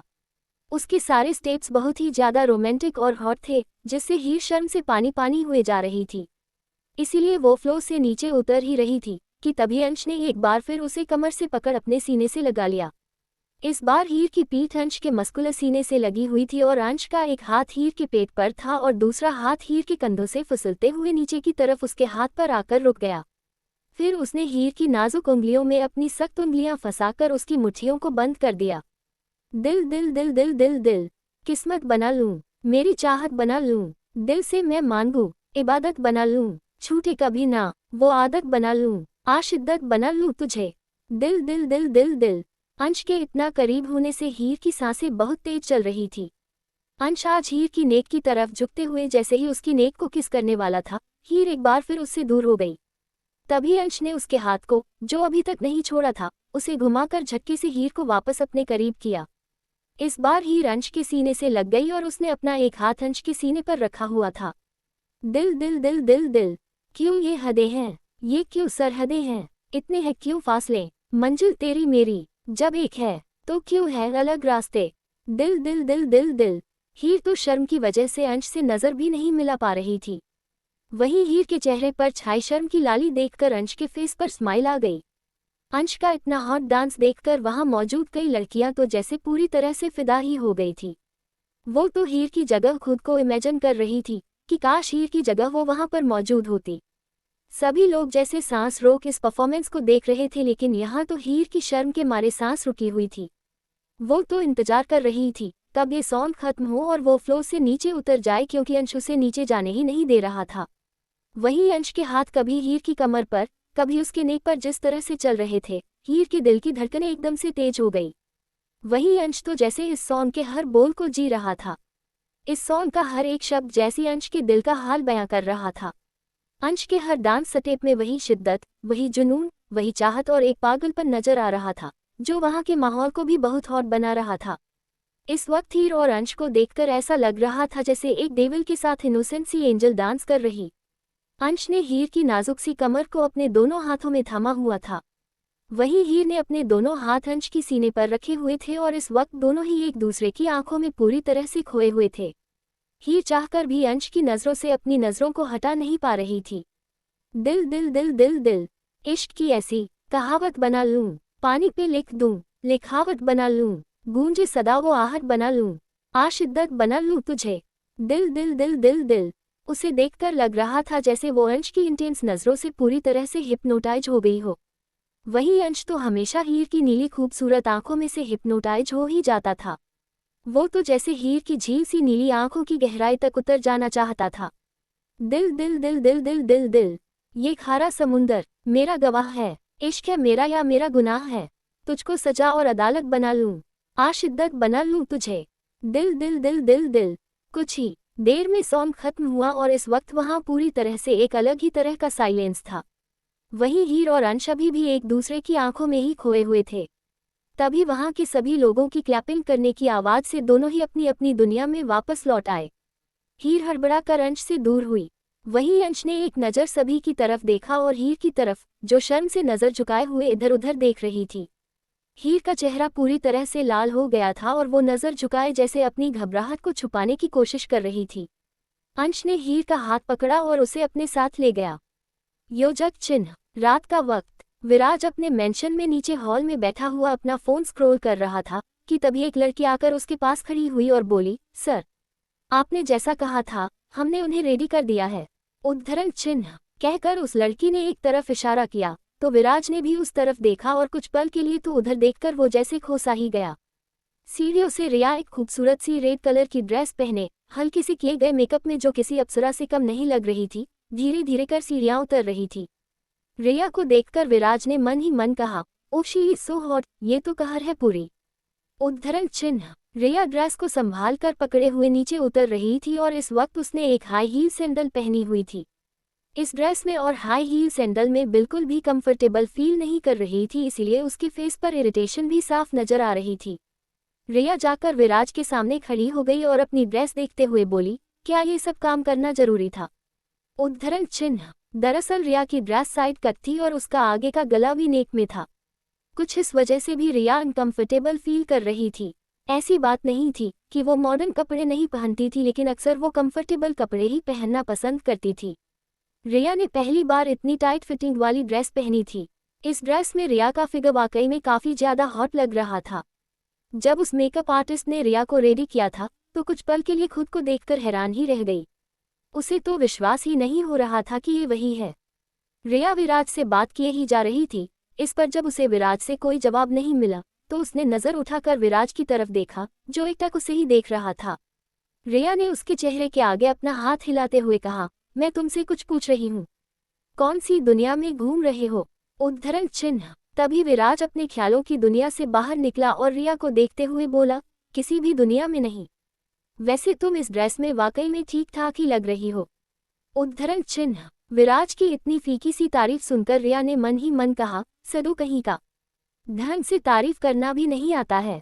उद्धरण चिन्ह तभी उस लड़की ने कहा, ठीक है सर, मेरा काम खत्म हुआ, मैं चलती हूँ। उद्धरण चिन्ह विराज ने उसे जाने का इशारा किया तो वो वहां से बाहर चली गई। विराज ने फिर दोबारा रिया की तरफ देखा और कहा, मैंने जो तुम्हें कहा है अच्छे से याद है ना? उद्धरण चिन्ह तो रिया ने बड़े एटीट्यूड से कहा, बहुत अच्छे से याद है। अरे मैं तो उससे तुम्हारा ऐसा ब्रेकअप करवाऊंगी ना कि जिंदगी भर वो तुम्हारी तरफ मुड़ के भी नहीं देखेगी। उद्धरण चिन्ह विराज ने अपनी आइज रोल करते हुए कहा, वो कोई मेरी गर्लफ्रेंड नहीं है जिससे तुम मेरा ब्रेकअप करवाओ। ये सिर्फ एक ब्लाइंड डेट है और मैं तुम्हें वहां पर अपनी गर्लफ्रेंड बनाकर ले जा रहा हूँ। तो तुम्हें उसके सामने ऐसा शो करना है कि तुम मुझसे बहुत प्यार करती हो ताकि वो लड़की मुझसे शादी करने के सपने देखना ही बंद कर दे। समझ में आया? विराज की बात सुनकर रिया ने बत्तीसी दिखाते हुए कहा, हाँ। तुम्हारा कौन सा रिलेशन है उसके साथ? वैसे तुम चिंता मत करो, इतना भर भर के प्यार लुटाऊंगी तुम पर कि वो लड़की यूं 9-2-11 हो जाएगी। उद्धरण चिन्ह रिया ने चुटकी बजाते हुए कहा, बल्कि मैं तो कहती हूँ वो तो पूरे शहर में ढिंढोरा पीटेगी कि तुम्हें एक इतनी ज्यादा चाहने वाली मिल गई है। हाँ, पर तुम भी अपना वादा भूलना मत। उद्धरण चिन्ह विराज ने रिया की बात का जवाब नहीं दिया और उसका हाथ पकड़कर उसे अपने साथ बाहर ले गया। दरअसल ये ब्लाइंड डेट दिन में होने वाली थी, पर विराज ने शेड्यूल चेंज करके इसे रात में रख दिया था। कुछ देर बाद वो दोनों होटल के एक प्राइवेट रूम के बाहर खड़े थे। विराज ने एक बार फिर से रिया की तरफ देखा और कहा, तुम रेडी हो ना? और देखो वहां पर कोई ड्रामा क्रिएट मत करना। उद्धरण चिन्ह एपिसोड 127। कहानी अब तक। विराज की बात सुनकर रिया ने बत्तीसी दिखाते हुए कहा, हाँ, तुम्हारा कौन सा रिलेशन है उसके साथ? वैसे तुम चिंता मत करो, इतना भर भर के प्यार लुटाऊंगी तुम पर कि वो लड़की यूं 9-2-11 हो जाएगी। उद्धरण चिन्ह। रिया ने चुटकी बजाते हुए कहा, बल्कि मैं तो कहती हूँ वो तो पूरे शहर में ढिंढोरा पीटेगी कि तुम्हें एक इतनी ज्यादा चाहने वाली मिल गई है। हाँ, पर तुम भी अपना वादा भूलना मत। उद्धरण चिन्ह। विराज ने रिया की बात का जवाब नहीं दिया और उसका हाथ पकड़कर उसे अपने साथ बाहर ले गया। दरअसल ये ब्लाइंड डेट दिन में होने वाली थी, पर विराज ने शेड्यूल चेंज करके इसे रात में रख दिया था। कुछ देर बाद वो दोनों होटल के एक प्राइवेट रूम के बाहर खड़े थे। विराज ने एक बार फिर से रिया की तरफ देखा और कहा, तुम रेडी हो ना? और देखो वहां पर कोई ड्रामा क्रिएट मत करना। उद्धरण चिन्ह। अब आगे। रिया ने फेक स्माइल करते हुए विराज की तरफ देखा और कहा, तुम बार बार मुझे ताना क्यों मारते रहते हो?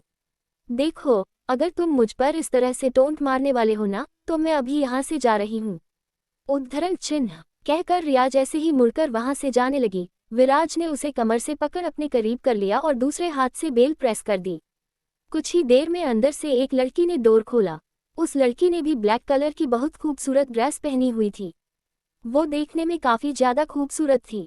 विराज को देखकर जहां उसके फेस पर एक बड़ी सी स्माइल आ गई, वहीं रिया को देखकर उसकी फेस की स्माइल तुरंत चली गई। वो कंफ्यूजन से कभी विराज को तो कभी रिया को देख रही थी। विराज ने अपना एक हाथ रिया की कमर में डाला हुआ था, वहीं रिया फेस पर फेक स्माइल चिपकाए अपने दूसरे हाथ से बार बार विराज का हाथ अपनी कमर से हटाने की कोशिश कर रही थी। उस लड़की की आंखों में नजर आ रहे सवाल को देखकर विराज ने स्माइल करते हुए कहा, तुम ही सपना हो जिसे डैड ने मेरे लिए पसंद किया है। उद्धरण चिन्ह। विराज की बात सुनकर सपना ने अपना सिर हिलाया और साइड में हटते हुए कहा, आइए, अंदर आइए, मैं आप ही का वेट कर रही थी। विराज रिया को लेकर अंदर चला गया। सपना ने उसे सोफे पर बैठने का इशारा करते हुए कहा, प्लीज बैठिए। उद्धरण चिन्ह। विराज रिया को पकड़े हुए ऐसे ही सोफे पर बैठ गया। रिया का पूरा फोकस सिर्फ विराज के उस हाथ पर था, जिससे विराज ने उसकी कमर को बहुत टाइटली पकड़ा हुआ था। ये बात अलग थी कि भले ही रिया के फेस पर स्माइल नजर आ रही थी, लेकिन उसका मन कर रहा था कि वो विराज का सिर फोड़ दे, क्योंकि रिया जितना उसका हाथ अपनी कमर से हटाने की कोशिश कर रही थी, विराज अपनी पकड़ उतनी ही ज्यादा सख्त करता जा रहा था। रिया के ऐसे बार बार एफर्ट लगाने से विराज ने एक नज़र उसे घूर कर देखा और आंखों से ही उसे वार्न किया। रिया विराज की आंखों से ही उसकी वार्निंग समझ गई और फिर उसने एफर्ट लगाना बंद कर दिया और सीधी होकर आराम से बैठ गई। रिया के इस तरह से बैठने से अब विराज ने भी उसकी कमर पर अपनी सख्त पकड़ को थोड़ा सा ढीला कर दिया, जिससे अब जाकर रिया को थोड़ा सा आराम भी मिला। अब वो स्माइल के साथ सपना को देख रही थी। वही सपना जो सामने बैठी हुई काफी देर से दोनों के बीच का कोल्ड वॉर देख रही थी। उसने अपना गला साफ करते हुए कहा, मिस्टर सिंघानिया, आपने बताया नहीं कि ये आपकी कौन लगती है और इस तरह से आपके साथ। आप तो मेरे साथ ब्लाइंड डेट पर आए हुए हैं ना? तो विराज से स्माइल करते हुए कहा, देखो सपना, मैं तुमसे कुछ छुपाना नहीं चाहता हूँ। दरअसल मेरे डैड ने तुम्हें ये तो बताया है कि तुम्हें मेरे साथ डेट पर आना है, पर उन्होंने मेरा सच पूरी तरह से तुम्हारे सामने नहीं रखा है। ये मेरी। विराज इससे पहले कुछ कहता, तभी रिया एक्साइटमेंट से बोली, मैं इनकी गर्लफ्रेंड हूँ और बहुत पक्की वाली गर्लफ्रेंड हूँ मैं, इसलिए मेरे होते हुए किसी और का चांस ही नहीं है इनकी लाइफ में आने का। उद्धरण चिन्ह। रिया का ये बड़बोलापन देखकर विराज ने एक बार फिर उसकी कमर पर अपनी पकड़ कस दी, जिससे रिया जो आगे और भी काफी कुछ बोलने वाली उसकी बात अधूरी ही रह गई और उसने सवालिया नजरों से विराज की तरफ देखा। तब विराज ने धीरे से कहा, तुम्हें नहीं लगता है कि यह कुछ ज्यादा ही ओवर हो रहा है? रिया को अपनी गलती का एहसास हुआ कि वो कुछ ज्यादा ही बोल रही है, इसलिए उसने एक बार फिर से स्माइल करते हुए सपना से कहा, मेरे कहने का बस यही मतलब था कि हम दोनों रिलेशनशिप में हैं और जल्दी हम शादी करने वाले हैं।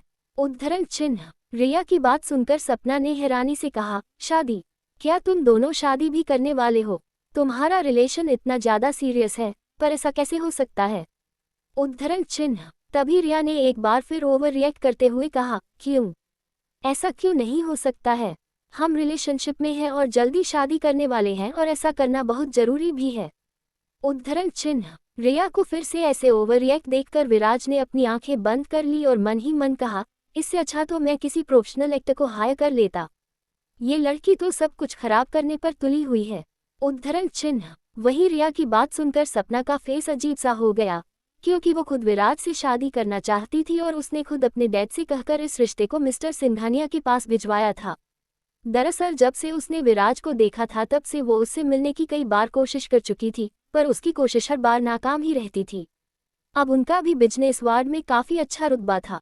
इसी बात का फ़ायदा उठाकर उसके डैड ने मिस्टर सिंघानिया के सामने एक ऑफ़र रखा था कि अगर उनकी बेटी की शादी उनके बेटे विराज से हो जाती है तो वो उसके डैड मिस्टर सिंघानिया के साथ कोलैबोरेशन के लिए तैयार हो जाएंगे। अब मिस्टर सिंघानिया इतनी अच्छी अपॉर्चुनिटी को भला कैसे जाने देते। उन्हें सपना के डैड का ये ऑफ़र काफ़ी अच्छा लगा था, इसलिए वो विराज पर इस बात का प्रेशर बना रहे थे। यहाँ तक कि उसे ब्लैकमेल भी कर रहे थे और विराज कहीं ना कहीं अपने डैड के इरादों को अच्छे से जानता था। सपना ने थोड़ा चिढ़ते हुए कहा, ऐसे रिलेशनशिप रोज बनते हैं और रोज टूटते हैं, उनका कोई फायदा नहीं होता है, लेकिन जहाँ शादी की बात आती है वहाँ पर स्टेटस देखकर शादी की जाती है। तो क्या तुम मुझे बता सकती हो कि तुम किस बड़े खानदान से बिलोंग करती हो?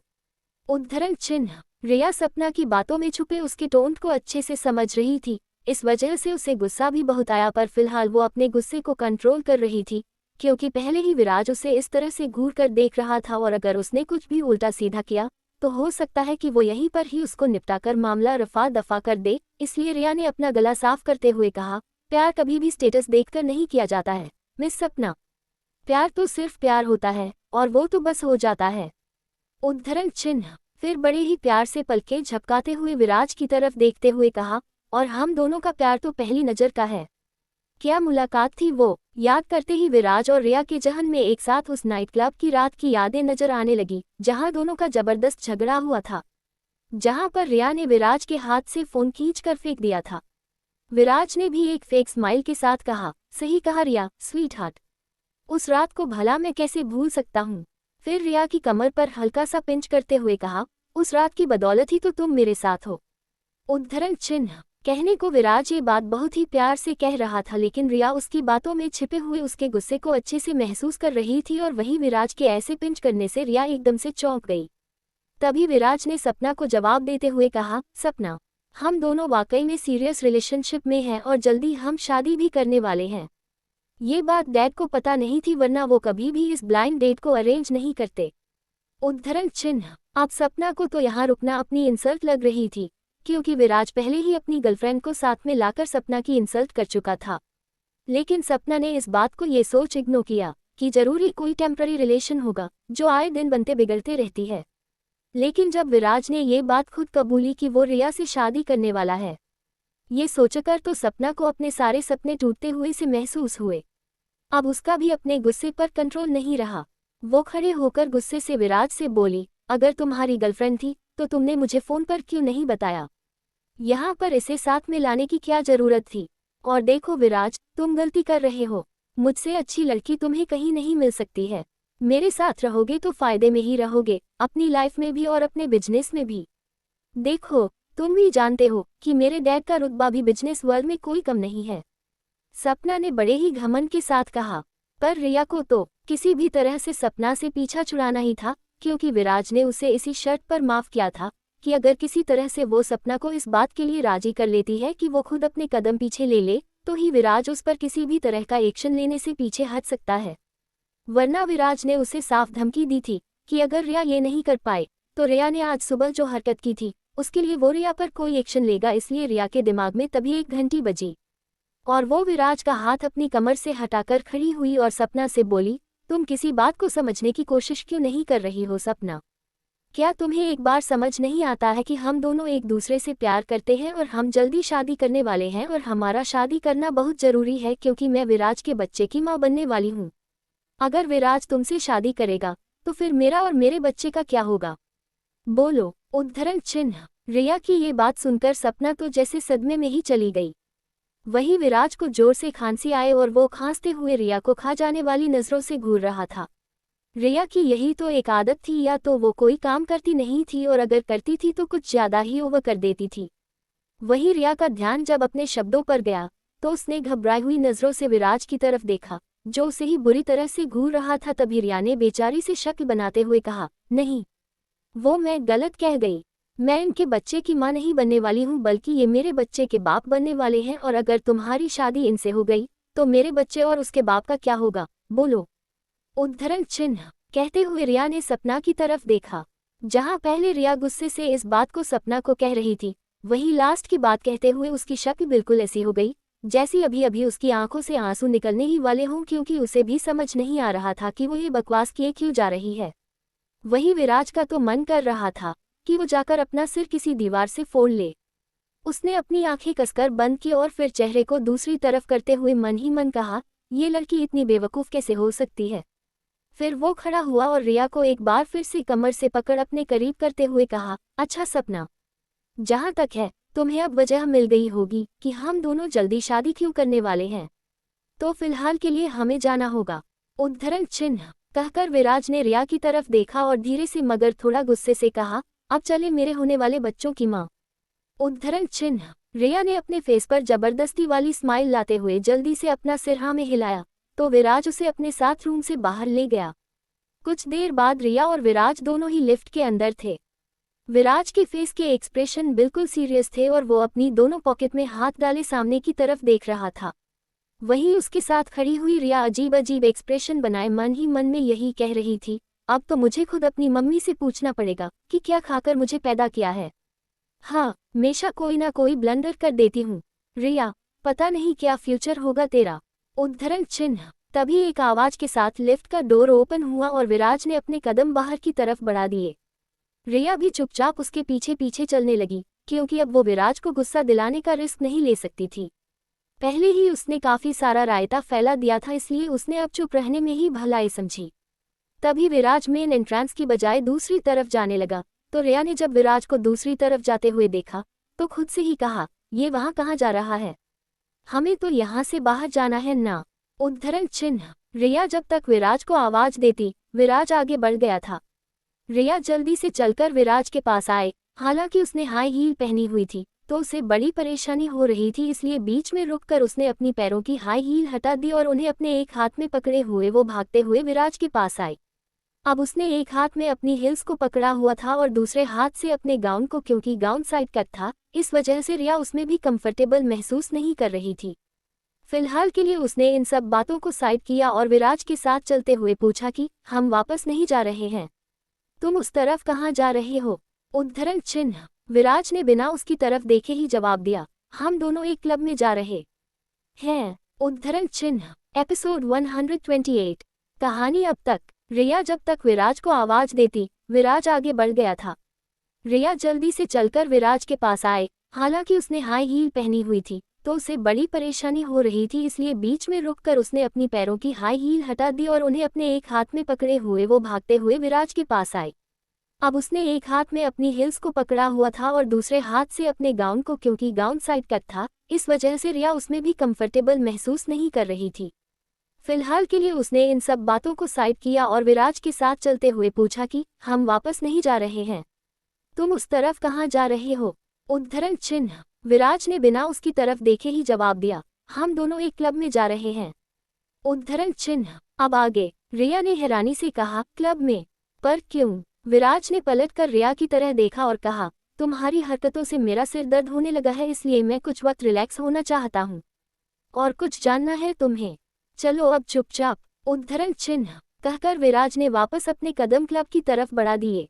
रिया ने भी मन ही मन कहा, वैसे मूड तो मेरा भी खराब है, एक ग्लास वाइन का पी लूं तो शायद ठीक हो जाएगा, वैसे भी मेरे कौन से पैसे लगने वाले हैं। ये एक 7 स्टार होटल था, इसलिए यहाँ का बार एरिया भी बहुत ज़्यादा एक्सपेंसिव और बहुत ही ज़्यादा लग्जरियस था। यहाँ पर आना अमीर लोग ही अफोर्ड कर सकते थे। रिया तो यहाँ आने के बारे में सोच भी नहीं सकती थी। अगर वो कभी क्लब में जाती भी थी तो ज़्यादातर वो निखिल का पैसा ही खर्च करवाती थी और इसी शर्त पर आती थी कि सारी पेमेंट वो करेगा, क्योंकि रिया पैसे के मामले में थोड़ी कंजूस भी थी। उसका यही सोचना था कि जो काम फ्री में हो रहा है तो उसके लिए पैसे क्यों खर्च करना। निखिल भी रिया की आदत को अच्छी तरह से जानता था, इसीलिए कई बार वो उसका इस बात को लेकर उसका मजाक भी उड़ाता था। विराज क्लब में आकर बार एरिया की तरफ बढ़ गया। वहीं रिया हैरानी से उस बार को देख रही थी। वाह यार, क्या ठाठ होते हैं अमीर लोगों के, मानना पड़ेगा। चिंता मत कर रिया, एक दिन तू भी इतनी अमीर होगी कि ऐसी जगह आना तेरे लिए नॉर्मल होगा।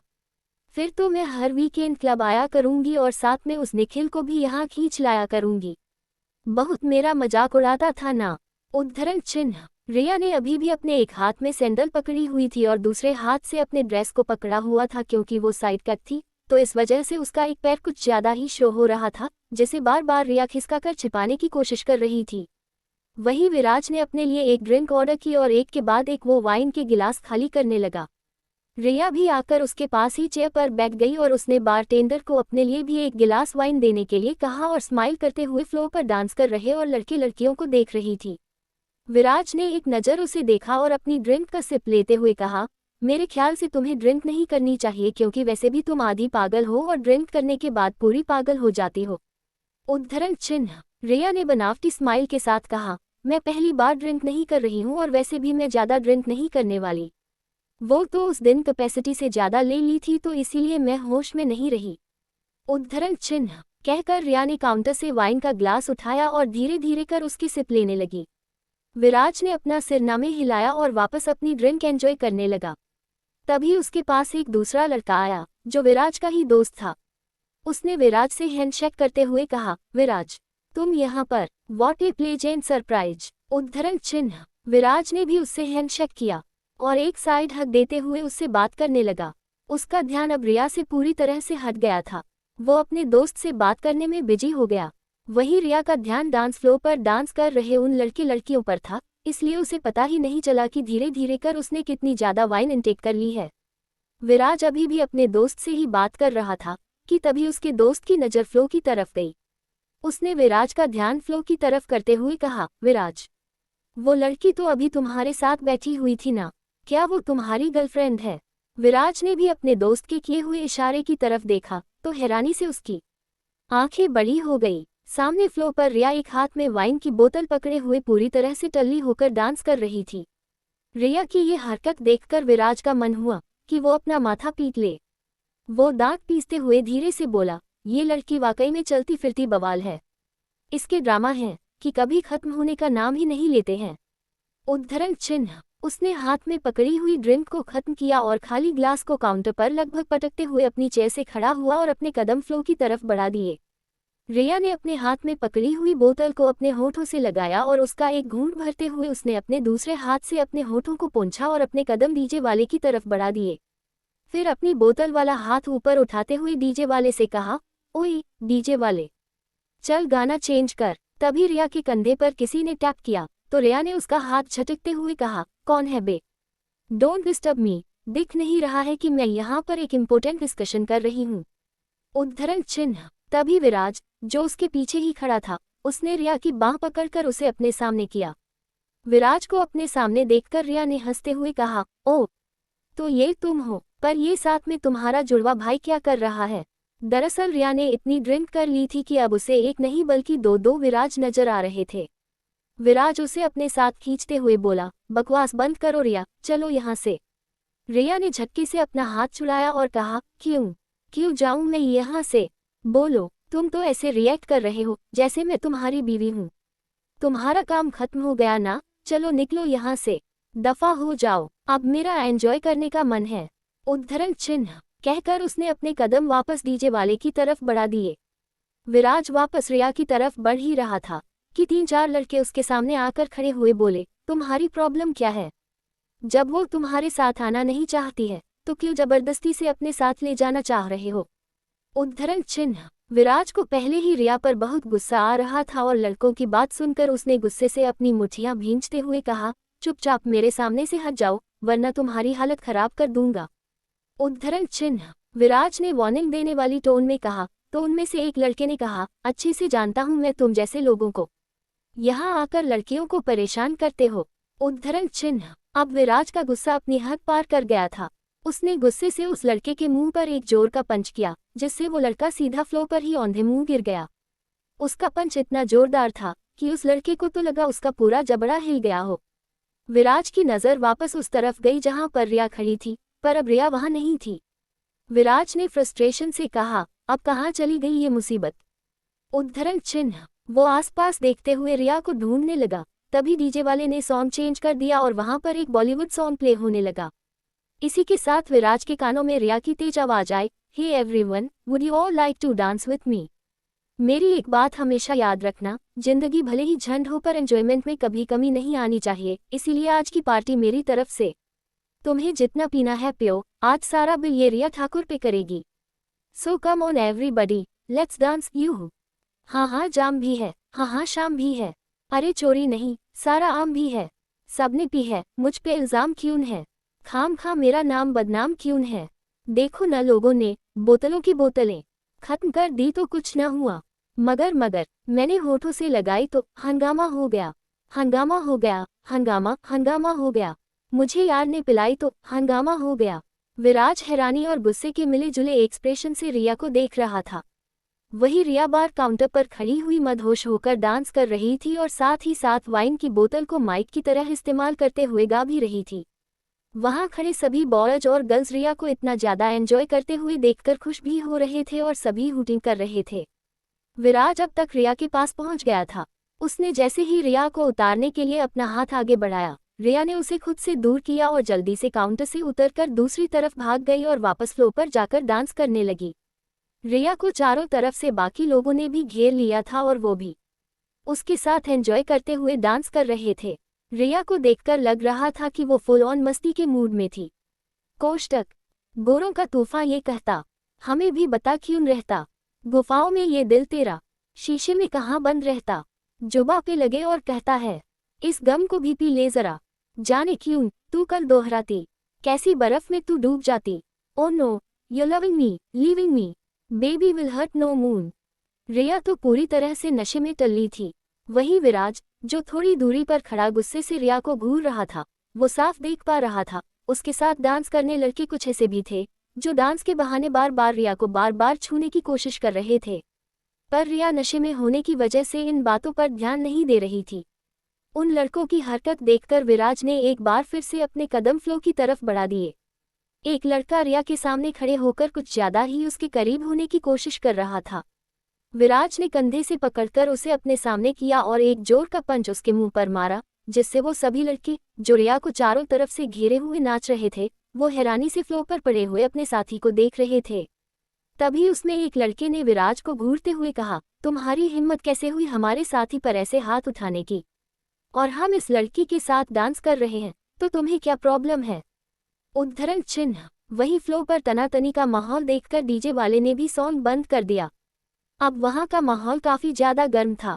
विराज उस लड़के को कोई जवाब देता उससे पहले ही रिया अपनी नशीली आवाज में बोली, बताओ ना तुम्हें क्या प्रॉब्लम है, मैं इसके साथ डांस करूं, उसके साथ डांस करूं या सबके साथ डांस करूं?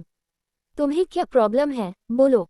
उद्धरण चिन्ह। विराज ने रिया का हाथ पकड़कर उसे अपनी तरफ खींचा और उसकी कमर में हाथ डाल उसे खुद से चिपकाते हुए अपनी सर्द आवाज में बोला, अपना मुंह बंद रखो रिया, वरना बहुत पछताओगी। उद्धरण चिन्ह। तो उस लड़के ने दोबारा कहा, तुम लड़की को ऐसे धमका क्यों रहे हो? वो कह रही है ना कि उसे हमारे साथ डांस करने में कोई प्रॉब्लम नहीं है।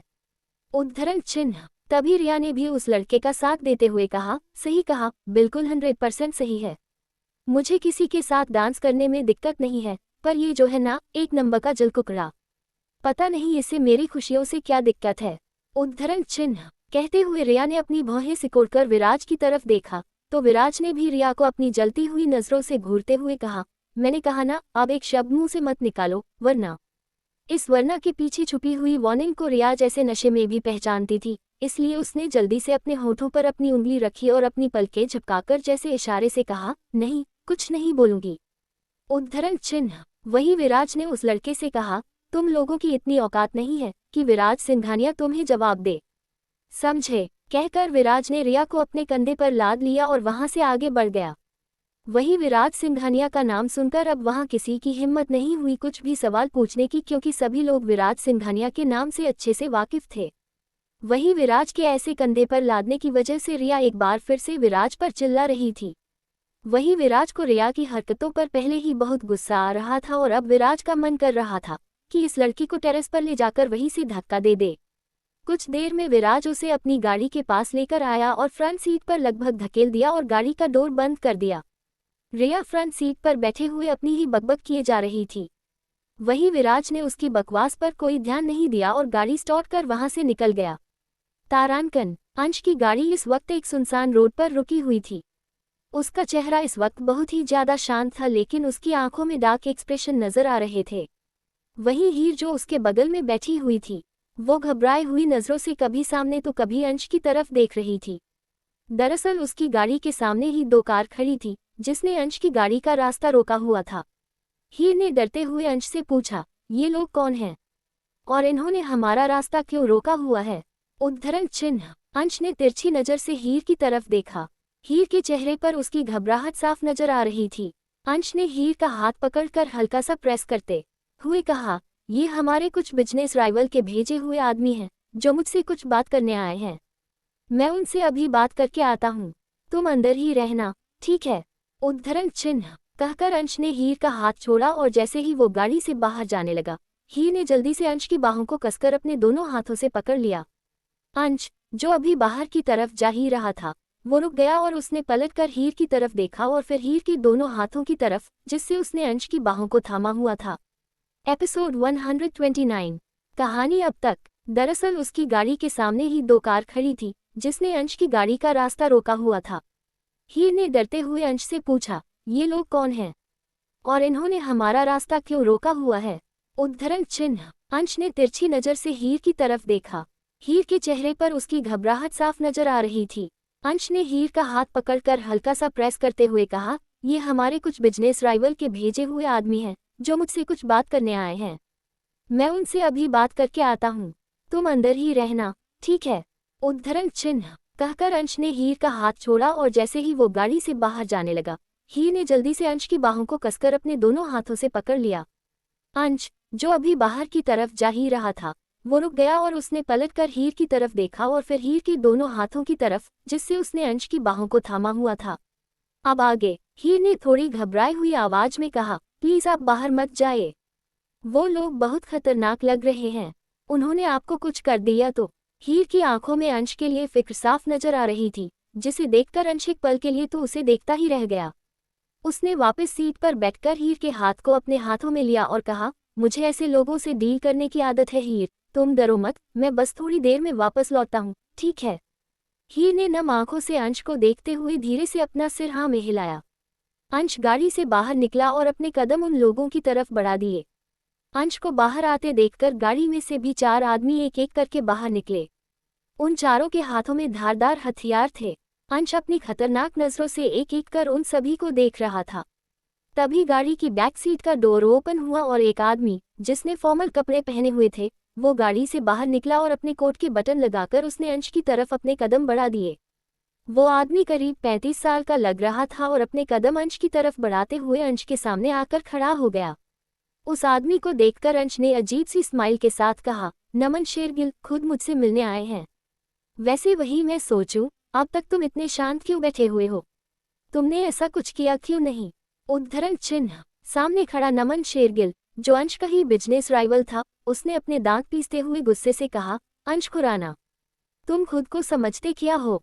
तुम्हारी हिम्मत कैसे हुई मेरी साइड पर ब्लास्ट करवाने की? उद्धरण चिन्ह। अंश ने एक अजीब सी स्माइल के साथ कहा, नमन शेरगिल, तुम शायद भूल रहे हो कि जहां पर तुम कंस्ट्रक्शन का काम शुरू करने वाले थे, वो जमीन हमारी थी जिस पर तुम जबरदस्ती कब्जा करने की कोशिश कर रहे थे। उद्धरण चिन्ह। तो नमन शेरगिल ने गुस्से से कहा, मैंने पहले ही तुम्हें उस जमीन के बदले अच्छी खासी रकम ऑफर की थी, लेकिन तुम भी अपनी जिद के पक्के हो। तुम वो जमीन मुझे देना ही नहीं चाहते थे और वैसे भी जो चीज़ मुझे एक बार पसंद आ जाए, तो उसे तो मैं किसी भी हालत में लेकर रहता हूँ। अभी भी समय है, चुपचाप वो जमीन मेरे नाम करो, उसके एवज में तुम्हें जितना पैसा चाहिए हो, मैं तुम्हें दूंगा। उद्धरण चिन्ह। नमन शेरगिल की बात सुनकर अंश पहले तो उसे बिना किसी भाव के देखता रहा और फिर डेविल हंसी के साथ कहा, तुम्हें लगता है नमन शेरगिल कि तेरी इतनी औकात है कि तू मुझे पैसे ऑफर करेगा? और क्या कहा तूने कि जो चीज़ तुझे पसंद हो उसे तू कैसे भी करके ले लेता है? तो एक बात मैं तेरे सामने क्लियर कर दूं, मैं इस मामले में तेरा बाप हूँ, समझा? और जो चीज़ मेरी पसंद की हो उसकी हिफाजत करना मैं अच्छे से जानता हूँ, इसलिए अपनी औकात के बाहर सपने मत देख और चुपचाप यहाँ से निकल। उद्धरण चिन्ह। अंश खुराना की बात सुनकर नमन शेरगिल को उस पर इतना गुस्सा आया कि वो अभी इसी वक्त उसकी जान ले ले। उसने अपने आदमियों को ऑर्डर देते हुए कहा, इसे अभी इसी वक्त खत्म कर दो। कल की तारीख में अंश खुराना का नाम इस दुनिया से मिट जाना चाहिए। अंश ने अपनी आईब्रो चढ़ाते हुए कहा, तुझे लगता है कि तेरी विश पूरी होगी, क्योंकि तेरे खरीदे हुए कुत्तों को देखकर मुझे लग नहीं रहा कि उनके बस की बात है कि ये मुझे छू भी पाएं। नमन शेरगिल ने उसकी बात का मजाक उड़ाते हुए कहा, ये तो तुम्हें अभी पता चल जाएगा। कहकर वो वहां से जाने के लिए मुड़ा और बिना उनकी तरफ देखे ही कहा, खत्म कर दो। उद्धरण चिन्ह कहकर नमन शेरगिल दोबारा अपनी गाड़ी के पास जाकर खड़ा हो गया, जैसे उसे पूरा कॉन्फिडेंस हो कि उसके लाए हुए आदमी अंश खुराना को खत्म कर ही देंगे। वहीं उसके आदमियों ने जब अपने बॉस का ऑर्डर सुना तो एक साथ अंश के ऊपर अटैक कर दिया, लेकिन शायद वो लोग अंश को अच्छे से जानते नहीं थे, या फिर ये भी कह सकते हैं कि नमन शेरगिल अभी अंश की पावर से अनजान ही था, क्योंकि वो नया नया इंडिया में शिफ्ट हुआ था।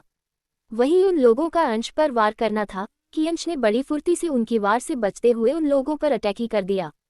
अंश भले ही अकेला था, लेकिन उन चारों पर भारी था और कुछ ही देर में अंश ने उन सभी को उन्हीं के हथियार से बड़ी बेरहमी से मार दिया था।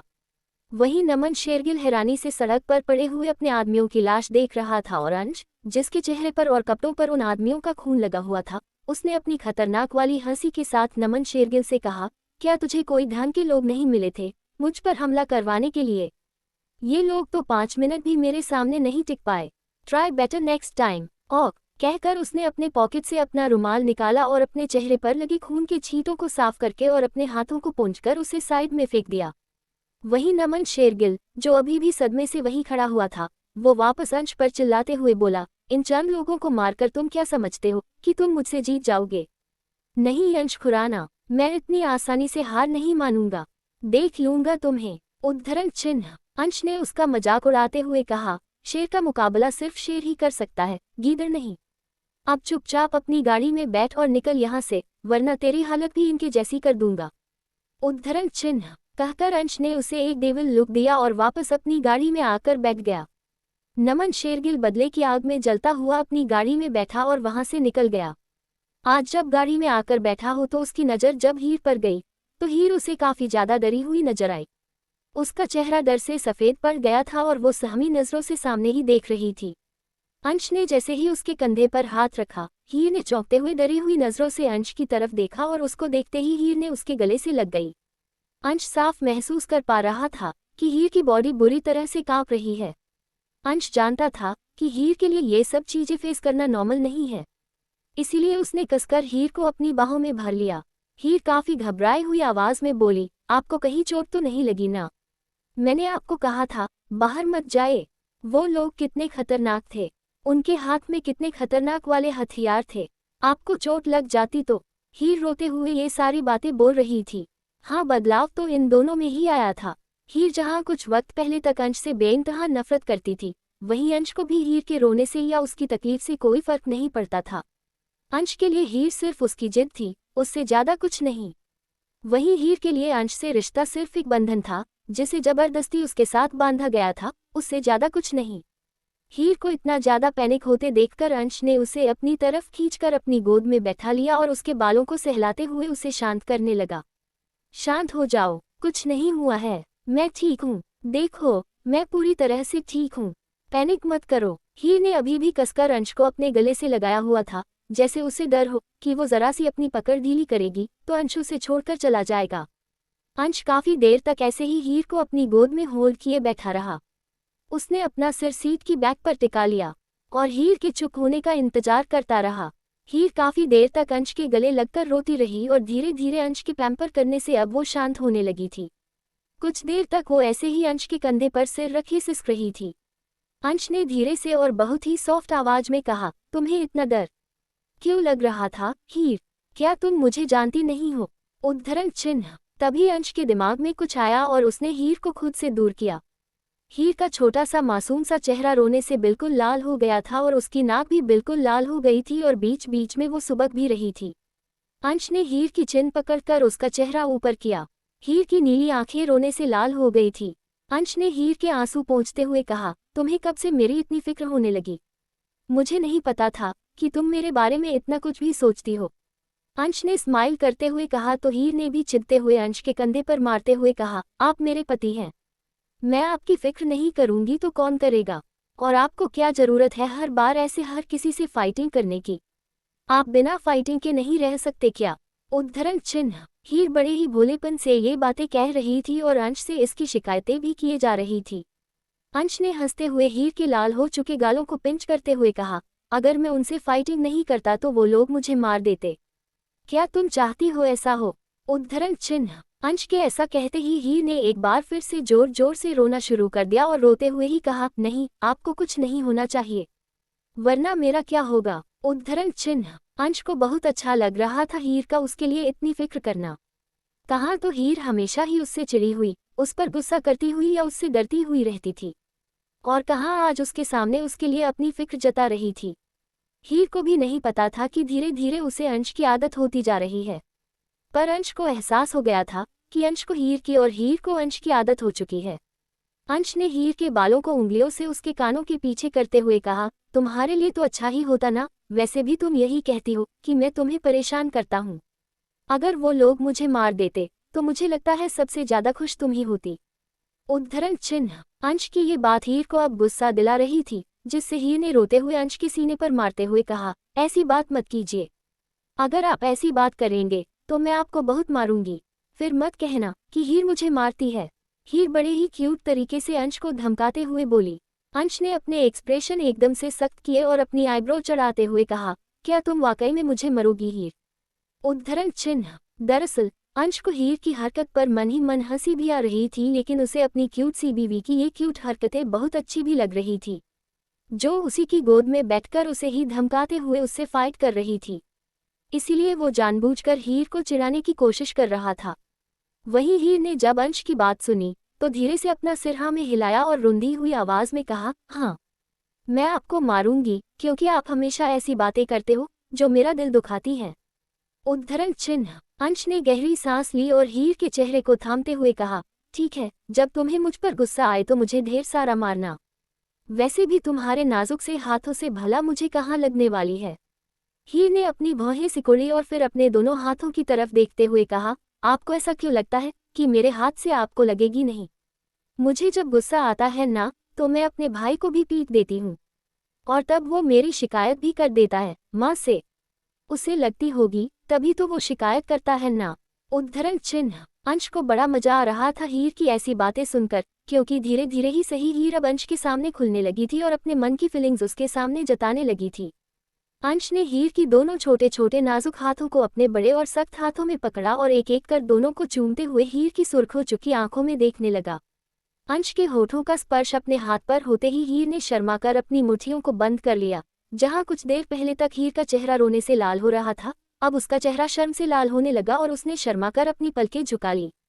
हीर की इसी अदा पर तो अंश फिदा हो जाता था और यहीं आकर वो अक्सर पिघल जाता था।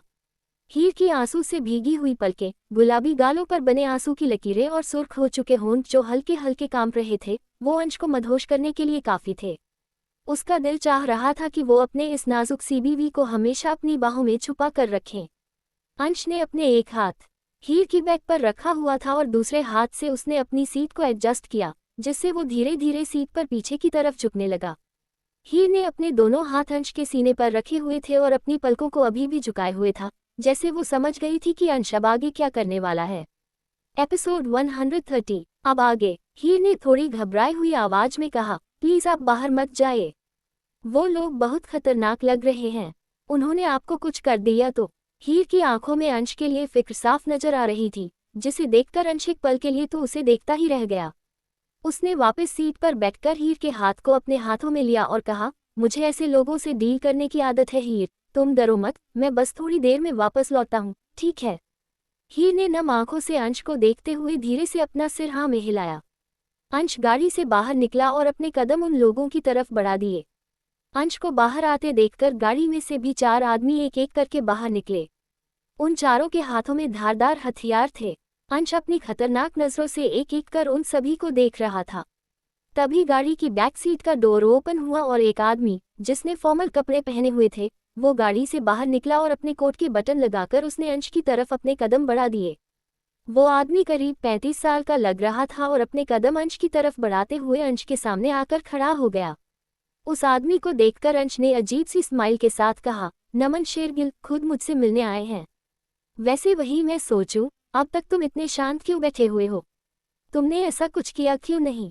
उद्धरण चिन्ह। सामने खड़ा नमन शेरगिल, जो अंश का ही बिजनेस राइवल था, उसने अपने दांत पीसते हुए गुस्से से कहा, अंश खुराना, तुम खुद को समझते क्या हो? तुम्हारी हिम्मत कैसे हुई मेरी साइट पर ब्लास्ट करवाने की? उद्धरण चिन्ह। अंश ने एक अजीब सी स्माइल के साथ कहा, नमन शेरगिल, तुम शायद भूल रहे हो कि जहां पर तुम कंस्ट्रक्शन का काम शुरू करने वाले थे, वो जमीन हमारी थी जिस पर तुम जबरदस्ती कब्जा करने की कोशिश कर रहे थे। उद्धरण चिन्ह। तो नमन शेरगिल ने गुस्से से कहा, मैंने पहले ही तुम्हें उस जमीन के बदले अच्छी खासी रकम ऑफर की थी, लेकिन तुम भी अपनी जिद के पक्के हो। तुम वो जमीन मुझे देना ही नहीं चाहते थे, और वैसे भी जो चीज़ मुझे एक बार पसंद आ जाए तो उसे तो मैं किसी भी हालत में लेकर रहता हूँ। अभी भी समय है, चुपचाप वो जमीन मेरे नाम करो। उसके एवज में तुम्हें जितना पैसा चाहिए हो मैं तुम्हें दूंगा। उद्धरण चिन्ह। नमन शेरगिल की बात सुनकर अंश पहले तो उसे बिना किसी भाव के देखता रहा और फिर डेविल हंसी के साथ कहा, तुम्हें लगता है नमन शेरगिल कि तेरी इतनी औकात है कि तू मुझे पैसे ऑफर करेगा? और क्या कहा तूने कि जो चीज़ तुझे पसंद हो उसे तू कैसे भी करके ले लेता है?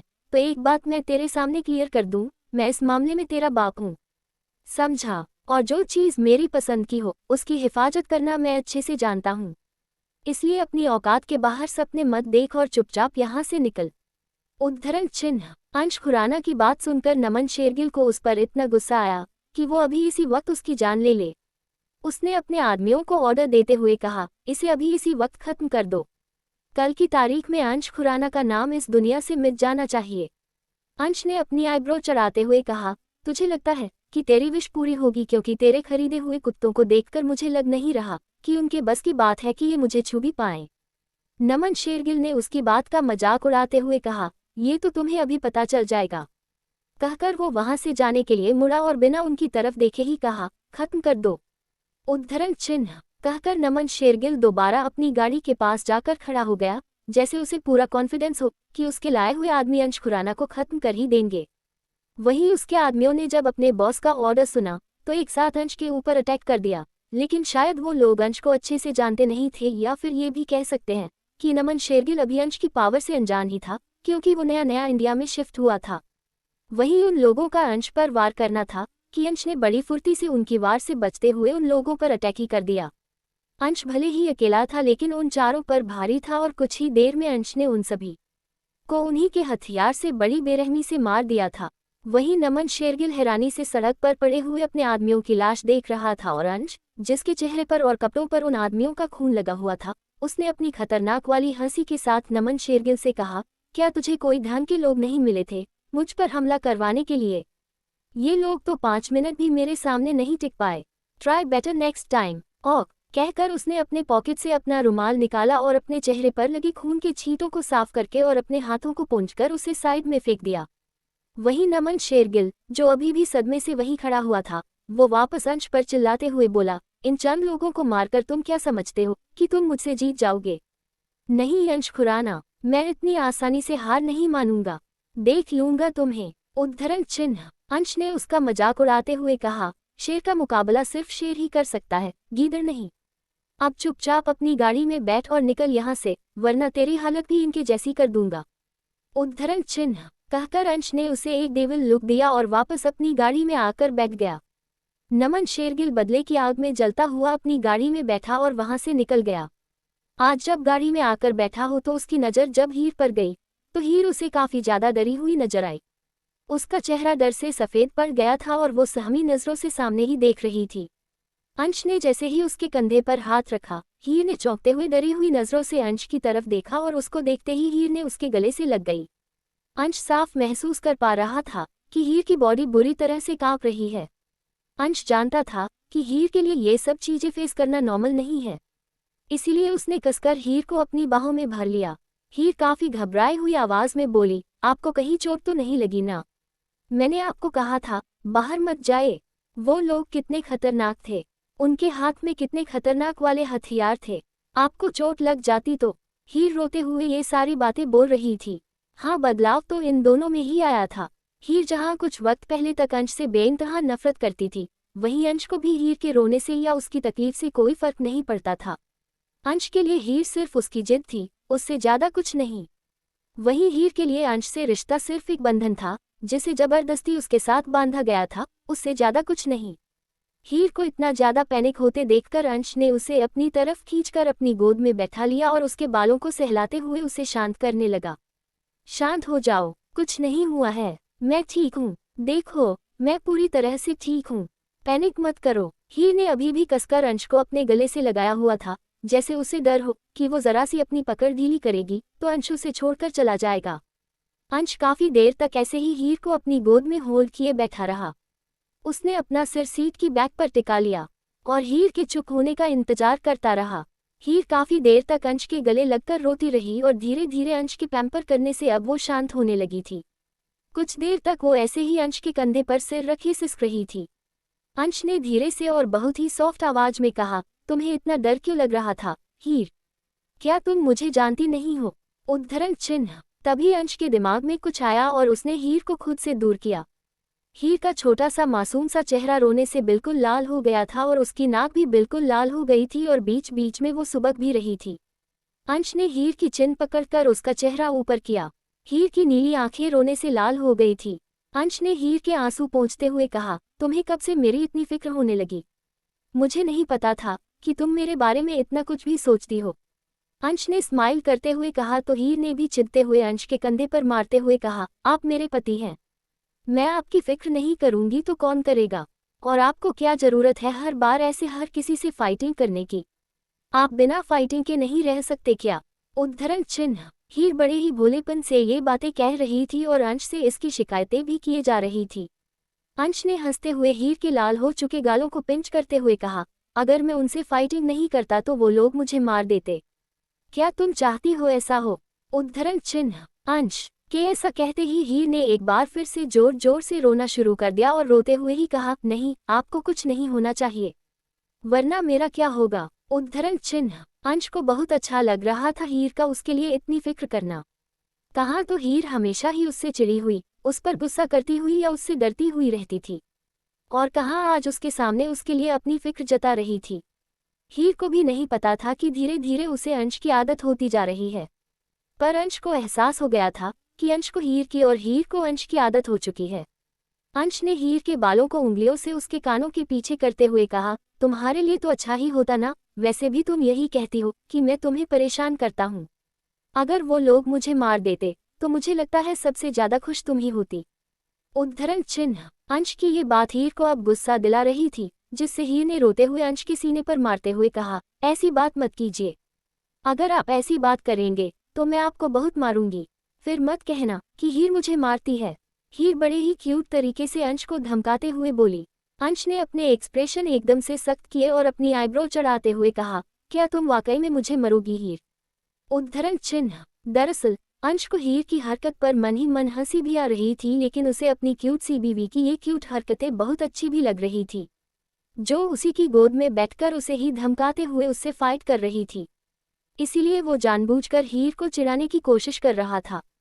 वहीं हीर ने जब अंश की बात सुनी तो धीरे से अपना सिर हाँ में हिलाया और रुंधी हुई आवाज में कहा, हाँ, मैं आपको मारूंगी क्योंकि आप हमेशा ऐसी बातें करते हो जो मेरा दिल दुखाती हैं। उद्धरण चिन्ह। अंश ने गहरी सांस ली और हीर के चेहरे को थामते हुए कहा, ठीक है, जब तुम्हें मुझ पर गुस्सा आए तो मुझे ढेर सारा मारना, वैसे भी तुम्हारे नाजुक से हाथों से भला मुझे कहाँ लगने वाली है। हीर ने अपनी भौहें सिकुड़ी और फिर अपने दोनों हाथों की तरफ देखते हुए कहा, आपको ऐसा क्यों लगता है कि मेरे हाथ से आपको लगेगी नहीं? मुझे जब गुस्सा आता है ना तो मैं अपने भाई को भी पीट देती हूँ, और तब वो मेरी शिकायत भी कर देता है माँ से। उसे लगती होगी तभी तो वो शिकायत करता है ना। उद्धरण चिन्ह। अंश को बड़ा मजा आ रहा था हीर की ऐसी बातें सुनकर, क्योंकि धीरे धीरे ही सही हीर अब अंश के सामने खुलने लगी थी और अपने मन की फीलिंग्स उसके सामने जताने लगी थी। अंश ने हीर की दोनों छोटे छोटे नाजुक हाथों को अपने बड़े और सख्त हाथों में पकड़ा और एक एक कर दोनों को चूमते हुए हीर की सुर्ख हो चुकी आंखों में देखने लगा। अंश के होठों का स्पर्श अपने हाथ पर होते ही हीर ने शर्माकर अपनी मुट्ठियों को बंद कर लिया। जहां कुछ देर पहले तक हीर का चेहरा रोने से लाल हो रहा था, अब उसका चेहरा शर्म से लाल होने लगा और उसने शर्माकर अपनी पलकें झुका ली। हीर की इसी अदा पर तो अंश फिदा हो जाता था और यहीं आकर वो अक्सर पिघल जाता था। हीर की आंसू से भीगी हुई पलकें, गुलाबी गालों पर बने आंसू की लकीरें और सुर्ख हो चुके होंठ जो हल्के हल्के कांप रहे थे, वो अंश को मदहोश करने के लिए काफी थे। उसका दिल चाह रहा था कि वो अपने इस नाजुक सी बीवी को हमेशा अपनी बाहों में छुपा कर रखें। अंश ने अपने एक हाथ हीर की बैक पर रखा हुआ था और दूसरे हाथ से उसने अपनी सीट को एडजस्ट किया, जिससे वो धीरे धीरे सीट पर पीछे की तरफ झुकने लगा। हीर ने अपने दोनों हाथ अंश के सीने पर रखे हुए थे और अपनी पलकों को अभी भी झुकाए हुए था, जैसे वो समझ गई थी कि अंश अब आगे क्या करने वाला है।